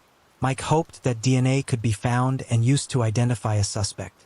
Furthermore, he argued that there were several problems with the original investigation that could only be resolved by exhuming Mary Jane's remains. No formal autopsy had been performed on her body in 1948. Neither her nor Stanley's death certificates had been signed by the coroner. His name had simply been typewritten onto the line where his signature should have been, and Mike also claimed that his investigation had raised concerns that Mary Jane's skull had not been buried with the rest of her body. A judge signed off on the exhumation in July of 2005, and it took place the following month. On the morning of August 23, 2005, Mary Jane's remains were exhumed and x-rayed at Brookshire's Community Hospital before being examined by forensic pathologists at the Ogle County Morgue. The 6-hour examination was videotaped and photographed. Several of Mary Jane's fingernails were collected, as were several pubic hairs and various swabs to check for any evidence of sexual assault. The skull, several vertebrae, and a femur were not sent back to the cemetery but were retained so that further forensic testing and examination could be performed on them. Mary Jane had been buried still wearing her mother's gold wedding ring, which was given to her brother Warren after the examination. Warren felt the process had been handled properly and that the pathologists who had examined the remains had been very respectful. Mary Jane's remains were reinterred in the afternoon of the day of the exhumation with a Bible signed by Warren Reed, his son, his daughter, and Mike Arians tucked inside the casket with her. While there was a skull buried in Mary Jane's casket, it proved to be one of the most confusing and controversial pieces of evidence in the case. Warren Reed had struggled to obtain the bones that had not been reinterred after the exhumation following their initial review by the Illinois State Police. He wanted other experts to examine the bones, but authorities wanted to cremate them before returning them to him. He eventually received custody of them, and Mike Arians had the skull and vertebrae examined by forensic experts. Those experts determined that the skull found in Mary Jane's casket was not Mary Jane's. This realization was made by examining the C1 and C2 vertebrae, the cervical vertebrae closest to the skull. The C1 vertebra belonged with the skull, and the C2 vertebra belonged with the vertebrae below it, but the C1 and C2 vertebrae did not fit together as they should have, instead forming what the experts described as an impossible articulation.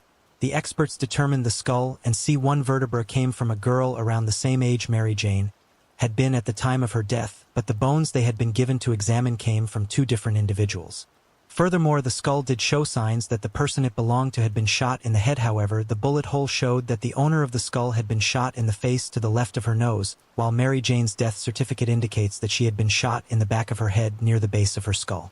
In late 2005, following the exhumation, the Ogle County Sheriff's Office opened a new investigation into Mary Jane and Stanley's case.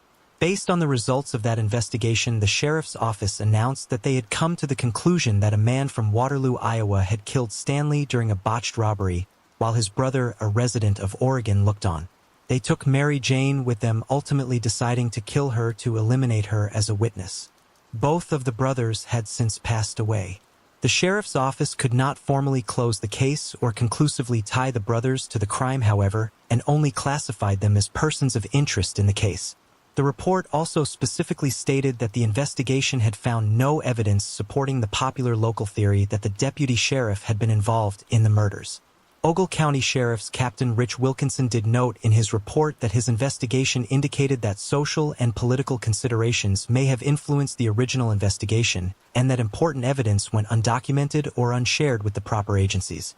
This investigation, in my opinion, was corrupt and mishandled from the start, and nothing I am aware of can possibly change those facts, he wrote. Examining Mary Jane's remains raised more questions than it answered, but Mike Arians did eventually contact Stanley's remaining family members to secure their support for him petitioning the court to allow for the exhumation of Stanley's remains as well. The request for the exhumation was ultimately granted, and it occurred on May 28, 2015 at Calvary Catholic Cemetery in Winnebago, Illinois. Stanley's remains were X-rayed and examined. 2.32 caliber bullets were located and submitted to the Illinois State Crime Lab for analysis. 7 months later, the sheriff's office released a statement about the lab's findings. Only one of the bullets had been in good enough condition to be used for comparison, and it had been compared to a .32 caliber handgun that had been identified during the course of the investigation.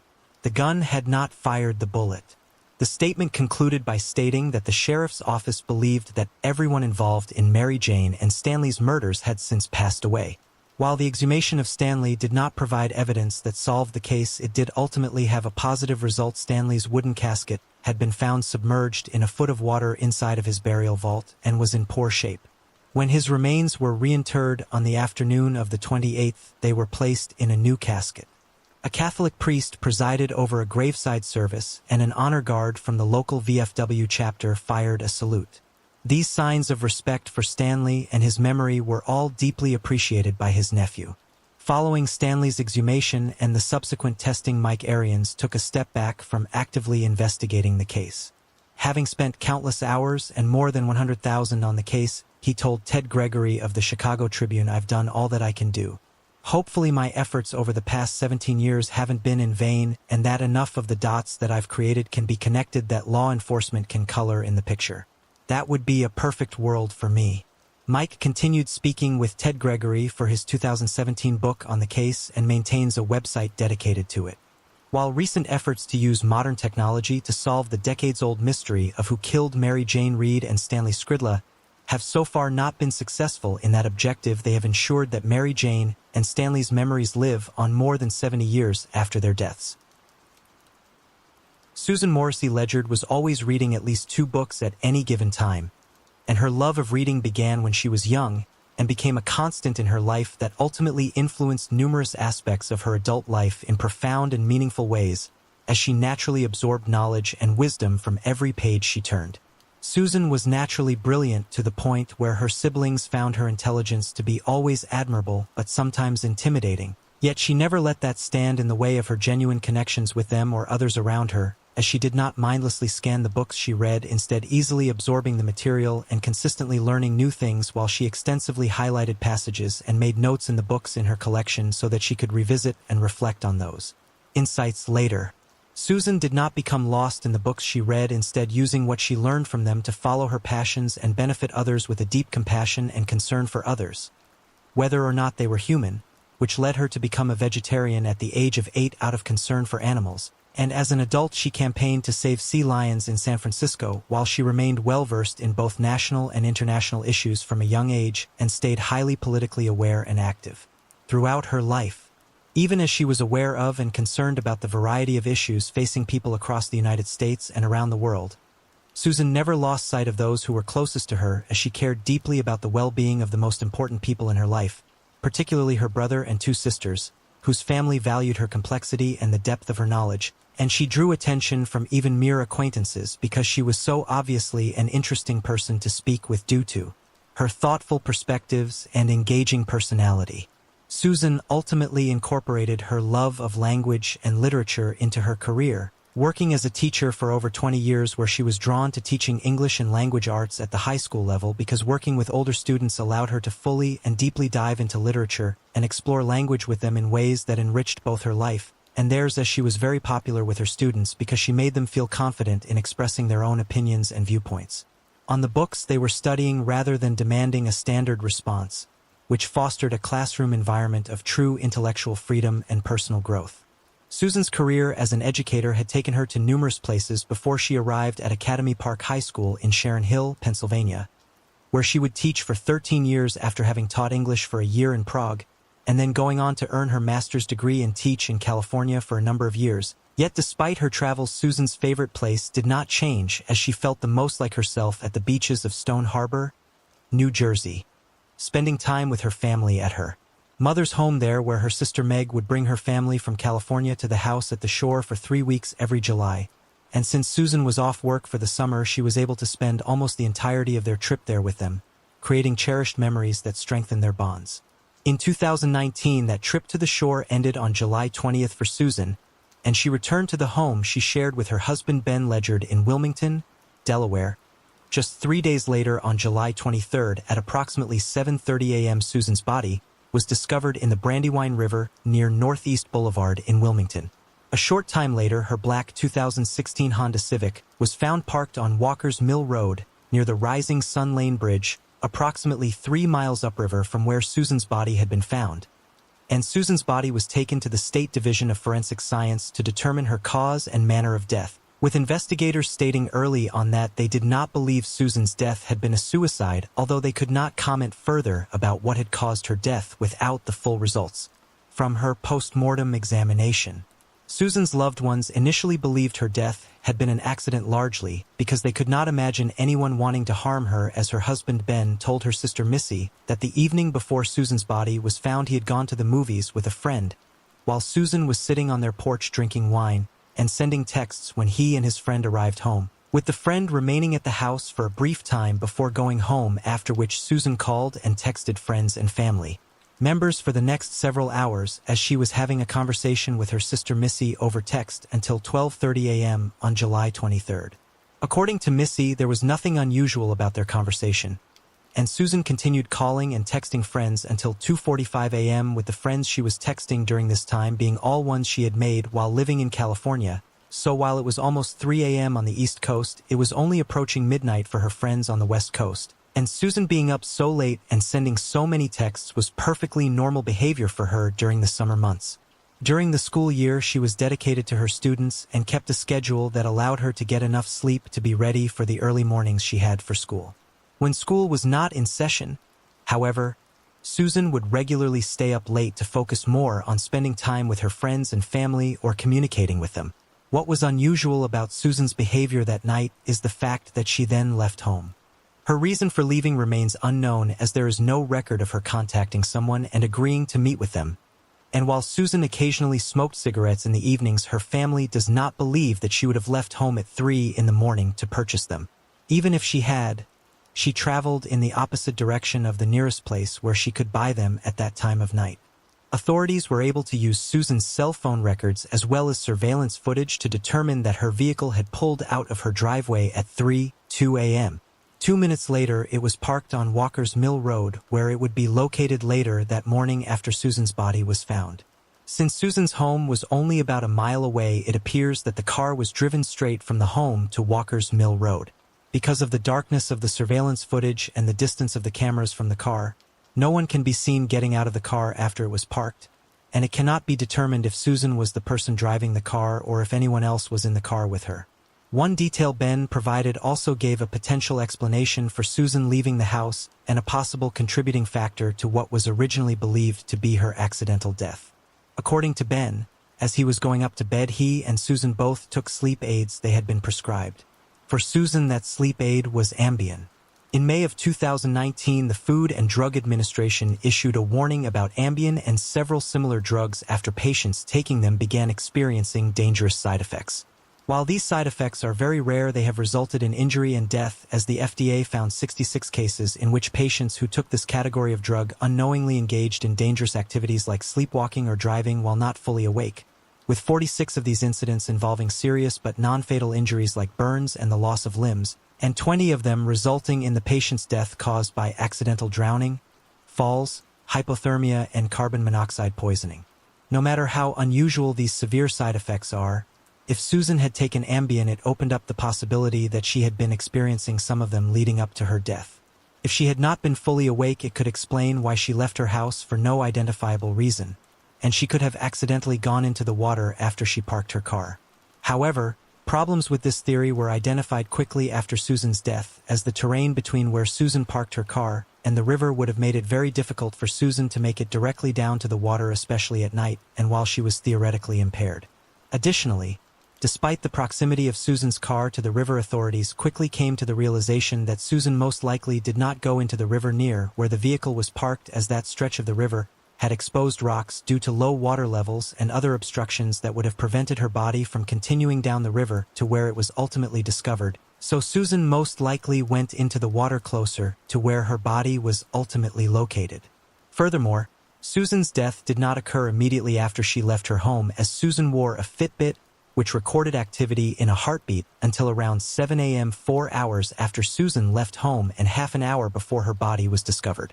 Unfortunately, this model did not have a GPS system, meaning it could not be used to track Susan's movements, and Susan's cell phone had been found inside her purse, which had been left inside of her car, and therefore it also could not be used to determine where Susan went during this period of time when her location and activities remain unaccounted for. The theory that Susan had experienced an adverse reaction to Ambien was fully discredited when her toxicology report was finalized, as the report showed that she did have some alcohol in her system at the time of her death, but no Ambien or any illegal drugs. And the theory that Susan's death was the result of an accident was also disproven a few months after she passed away in early October, when authorities informed Susan's family that the Delaware Division of Forensic Science had ruled that Susan's death had been a homicide, as they found that the cause of her death had been blunt force trauma and drowning. Due to their ongoing investigation, the Delaware State Police have not disclosed the exact nature of Susan's injuries or where they were located on her body, with these findings made public on November 14, 2019. As confusing as the 4-hour gap between the time Susan left her house and the time she was killed is, it does offer a wider window of opportunity for witnesses to have seen her. Since Susan's death, her family has organized efforts that have distributed thousands of flyers in the area where her body was found, hoping that witnesses with information that could potentially identify Susan's killer will come forward, while the exact location where Susan entered the river has not been identified. The general area along the river has parks and condo buildings where early morning dog walkers and joggers may have seen Susan or something suspicious on the morning of July 23, 2019, when Susan was 5 feet 4 inches tall, weighed 130 pounds, and was wearing a purple tank top at the time she was killed. Susan's family has partnered with Crime Stoppers to offer a $50,000 reward for information that leads to an arrest in the case. And the Morrissey family is also preserving Susan's memory and her teaching legacy through the establishment of the Susan Morrissey Foundation. A major focus of the foundation is the Susan Morrissey Ledyard Prize for Achievement in English, a partial scholarship awarded to students from the high school where Susan was teaching at the time of her death, who excel in the subject of English, as the foundation awarded its first scholarship to one of Susan's former students in 2021, with 2 additional students from Academy Park High School receiving scholarships in 2022. While Susan's family has found some comfort in honoring her legacy through the foundation, they struggle greatly with her death and the lack of answers in her case, as losing Susan and not knowing who is responsible for her murder has dramatically changed their lives individually as well as their dynamic as a family. So the Morrissey family has asked that anyone with information, no matter how insignificant it may seem, report it to police so that they can evaluate its importance. Even the smallest detail could potentially lead to the identification of Susan's killer. In 1983, 21-year-old Linda Reed had a bright and hopeful future stretching out before her. She and her husband Robert had been married for 2 years, and the young couple was in the exciting process of building their very first home together. To save every dollar they could for the new house, Linda and Robert were temporarily living in a modest caravan parked on property owned by Robert's parents. Beyond the house, Linda and Robert also shared beautiful plans to start a family of their own, dreaming of the children they would one day raise and the life they would build as parents. Linda worked as a dedicated sales associate in the jewelry department of McDonald and East, a busy department store located inside the Pacific Fair Shopping Center in Broad Beach, Queensland. She was on shift on December 13, 1983, right in the middle of the bustling Christmas shopping season, and she went on her lunch break at noon. Linda was known as a hard worker and a highly responsible employee, so when she never returned from that lunch break, her coworkers immediately grew concerned.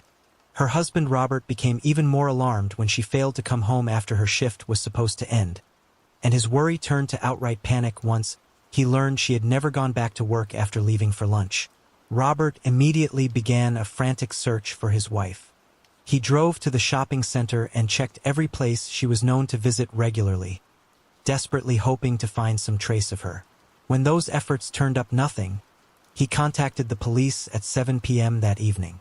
Linda's mother, Nancy, also tried to report her daughter missing to the authorities, but the police refused to take the report at that time because Linda had not yet been gone for a full 24 hours. Police would later discover that Linda had gone straight to the Commonwealth Bank at 12:18 p.m., where she obtained a bank check so she could pay some of her bills. A security guard reported seeing Linda drive out of the car park in her white Mazda a short time later. Where she was heading and why she would leave the shopping center when she was due back at work at 1 p.m. remained a complete mystery to her devastated family and her worried co-workers. Linda and her car would not be found until 3 days after she had vanished. Her white Mazda, with the Christmas presents she had already purchased still neatly inside, was discovered along Millrue Drive in a remote stretch of bushland approximately a 30-minute drive north of the Pacific Fair Shopping Center. In 1983, the area was very isolated and undeveloped, although today it has been extensively built up and the location is not far from where the parking lot of the Helensvale Town Center now stands. The site was also less than 2 miles away from the very spot where Linda and Robert's new home was being constructed. Linda's partially clothed body was found not far from her car, her head forced into a muddy creek bed. Her hands had been tightly tied behind her back with her own bikini top and a length of blue cord. Her face had been pressed down into the muddy creek bed with such brutal force that mud and debris were later discovered inside her lungs during the post-mortem examination. She had died either from drowning, smothering, strangulation, or suffocation, but the advanced state of decomposition her body had suffered before it was discovered prevented pathologists from determining the exact cause with any greater precision. Because the Pacific Fair Shopping Center had been extremely busy on the day Linda disappeared, authorities held out hope that witnesses among the hundreds of Christmas shoppers might come forward. In an effort to jog memories, they even displayed Linda's actual car at the shopping center as part of a public appeal that also included a mannequin, photographs, and detailed information about her disappearance, all designed to encourage anyone with information to speak up. Several witnesses from the shopping center came forward and reported seeing a baby-faced teenager with blonde hair in the car park near where Linda's car had been parked. Other eyewitnesses who had not even been at the shopping center that day also provided statements. They described seeing a man hitchhiking along the Gold Coast Highway, less than a kilometer away from the location where Linda's body was later found, on the very day she disappeared. One man came forward and said he had given a ride to a hitchhiker in his van a few days after Linda's murder, after picking the man up not far from the crime scene. His description of the hitchhiker matched exactly what other eyewitnesses had already reported. The hitchhiker had been carrying menthol cigarettes loose in his hand, without any package. This small detail immediately caught the attention of investigators because an empty pack of Winfield menthol cigarettes had been found on the floor below the front passenger seat inside Linda's car. Neither Linda nor her husband Robert smoked, so the cigarettes clearly did not belong to them. Police processed the witness's van and discovered an unidentified fingerprint on its passenger side window. Unfortunately, at that time there was no match for the print in any existing criminal database. A major potential break in the case arrived in 1985 when a jailhouse informant came forward. 45-year-old Graham Steer told authorities that a fellow prisoner, Craig McConnell, had confessed to him that he and another man had abducted and killed Linda. This conversation allegedly took place while both men were being held at Bago Road Jail. According to Steer, McConnell had explained that he and his accomplice had been trying to steal a car from the car park at Pacific Fair when they abducted and killed Linda after they became afraid she had seen them committing the theft. At the time, McConnell was already serving 2 life sentences for 2 gruesome murders he had committed in Brisbane in 1984, both carried out with several accomplices. One detective who knew McConnell described him in court as the greatest argument for the death penalty there ever was. McConnell had confessed to those 2 murders and pleaded guilty to them in court. He claimed that when he first confessed to the Brisbane killings, police had immediately tried to link him to Linda's murder and had questioned him about it. He denied any involvement then and continued to deny it after Steer reported the alleged jailhouse confession. McConnell was brought to trial for Linda's murder in 1986. The admitted killer still insisted he had nothing to do with her death. A main witness against him died of a heroin overdose just before the trial began, leaving the case against McConnell resting almost entirely on Steer's statement and a collection of circumstantial evidence. According to Steer, McConnell had even drawn him a map of the exact scene where Linda's body was found, and authorities confirmed that the map was accurate in its placement of a line of pine trees near the creek bed. Steer also testified that McConnell had told him Linda had warned her attacker, "Rob will get you for this," as she was being driven to her death. Linda did affectionately call her husband Robert Rob, not Bob or Robbie or any other nickname. Steer further claimed that McConnell had told him he had eaten the sandwich Linda had packed for her lunch and that it contained cheese and pickles. When police processed Linda's car, they had indeed found traces of cheese inside it. Despite all of this circumstantial evidence, it was not enough to convince the jury. In October 1986, McConnell was found not guilty of Linda's murder due to insufficient evidence. "I never believed in going down for something I never done," McConnell declared in court after the verdict was read, before he was returned to prison to continue serving his 2 existing life sentences. Even after his acquittal, police presented evidence at a 1987 inquest into Linda's death that still cast McConnell as a likely suspect. Linda's death devastated her entire family, including her parents Nancy and Oscar and her brother Philip. The passing of time did little to ease their profound grief. In a 2010 interview, Oscar revealed that he had been diagnosed with kidney cancer and feared he would die without ever learning who had taken his daughter's life. "I just want to know what happened to my beautiful daughter. I deserve that," he said. "It's always been terrifying to think we could never find out who killed Linda. I just want answers.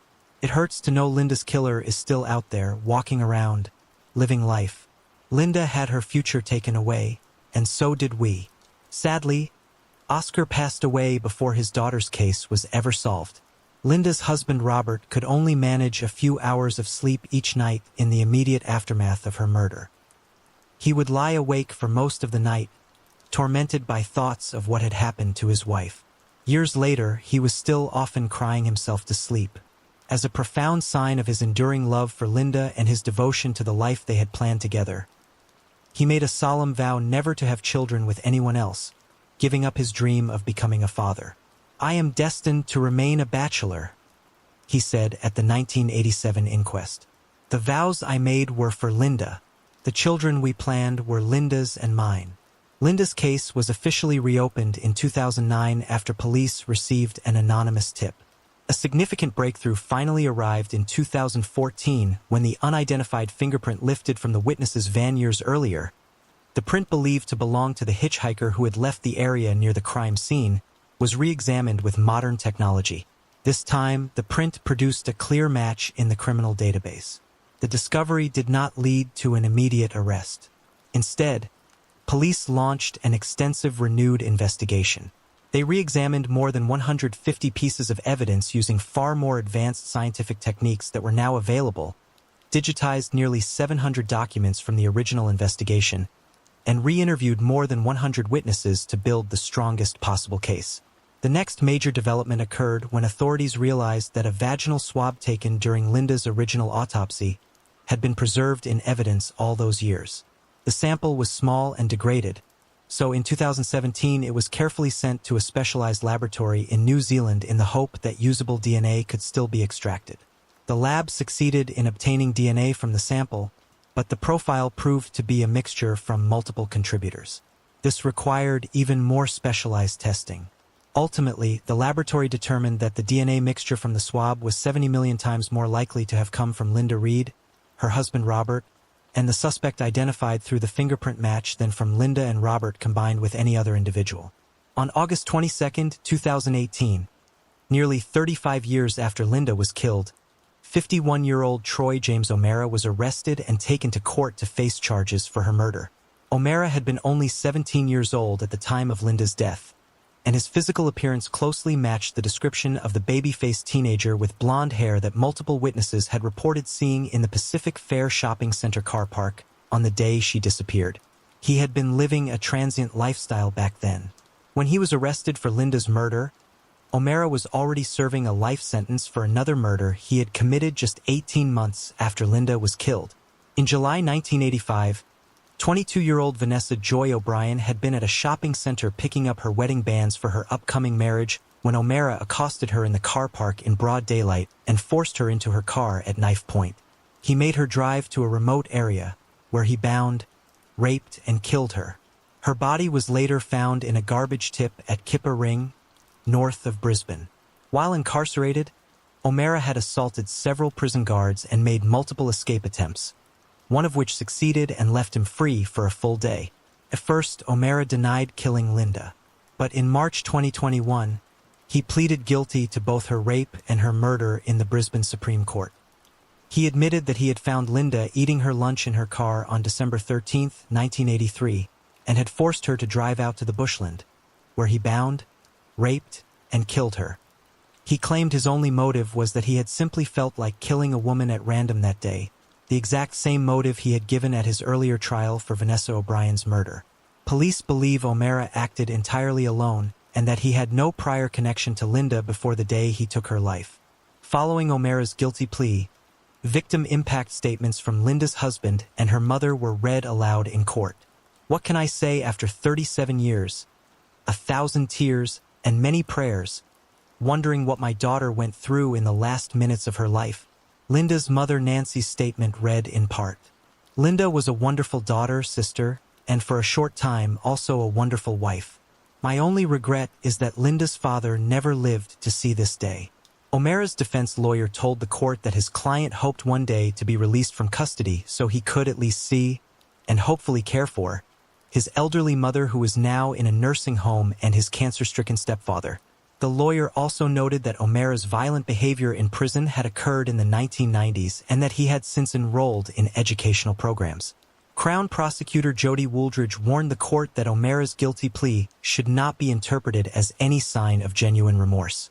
When Justice Glenn Martin delivered his sentencing decision the week after the plea, he agreed with that assessment. On March 17, 2021, Justice Martin sentenced O'Mara to 20 years in prison for Linda's murder and an additional 10 years for her rape. He also ordered that O'Mara would be eligible for parole on July 11, 2022, just 16 months after he was sentenced in Linda's case. Justice Martin acknowledged that O'Mara's crimes against Linda showed a high level of violence, but he ruled that sentencing could not be reduced to a strict mathematical calculation and that imposing another life sentence would be, in his words, excessive. In reaching his decision, the judge took into account that O'Mara had legally been a minor when he killed Linda and considered current sentencing guidelines. If the defendant had committed the two offenses of murder in recent times as an adult, then he would be required to serve a minimum 30 years in prison, he said. While he believed the nature of the crime merited a substantial sentence, he concluded that because O'Mara would have already been incarcerated for 37 years by July 2022, the decision about release should be left to the parole board. While Justice Martin's ruling may have been correct from a strictly legal standpoint, the possibility that O'Mara could be released so soon after being sentenced for Linda's rape and murder raised deep ethical concerns for many who followed the case. The 37 years that have now passed since Linda was taken from her family have not diminished the pain her loss caused them, nor have they made Linda any less important to, or any less deeply loved by, those who were closest to her. Linda's mother Nancy continues to visit her daughter's grave every single week.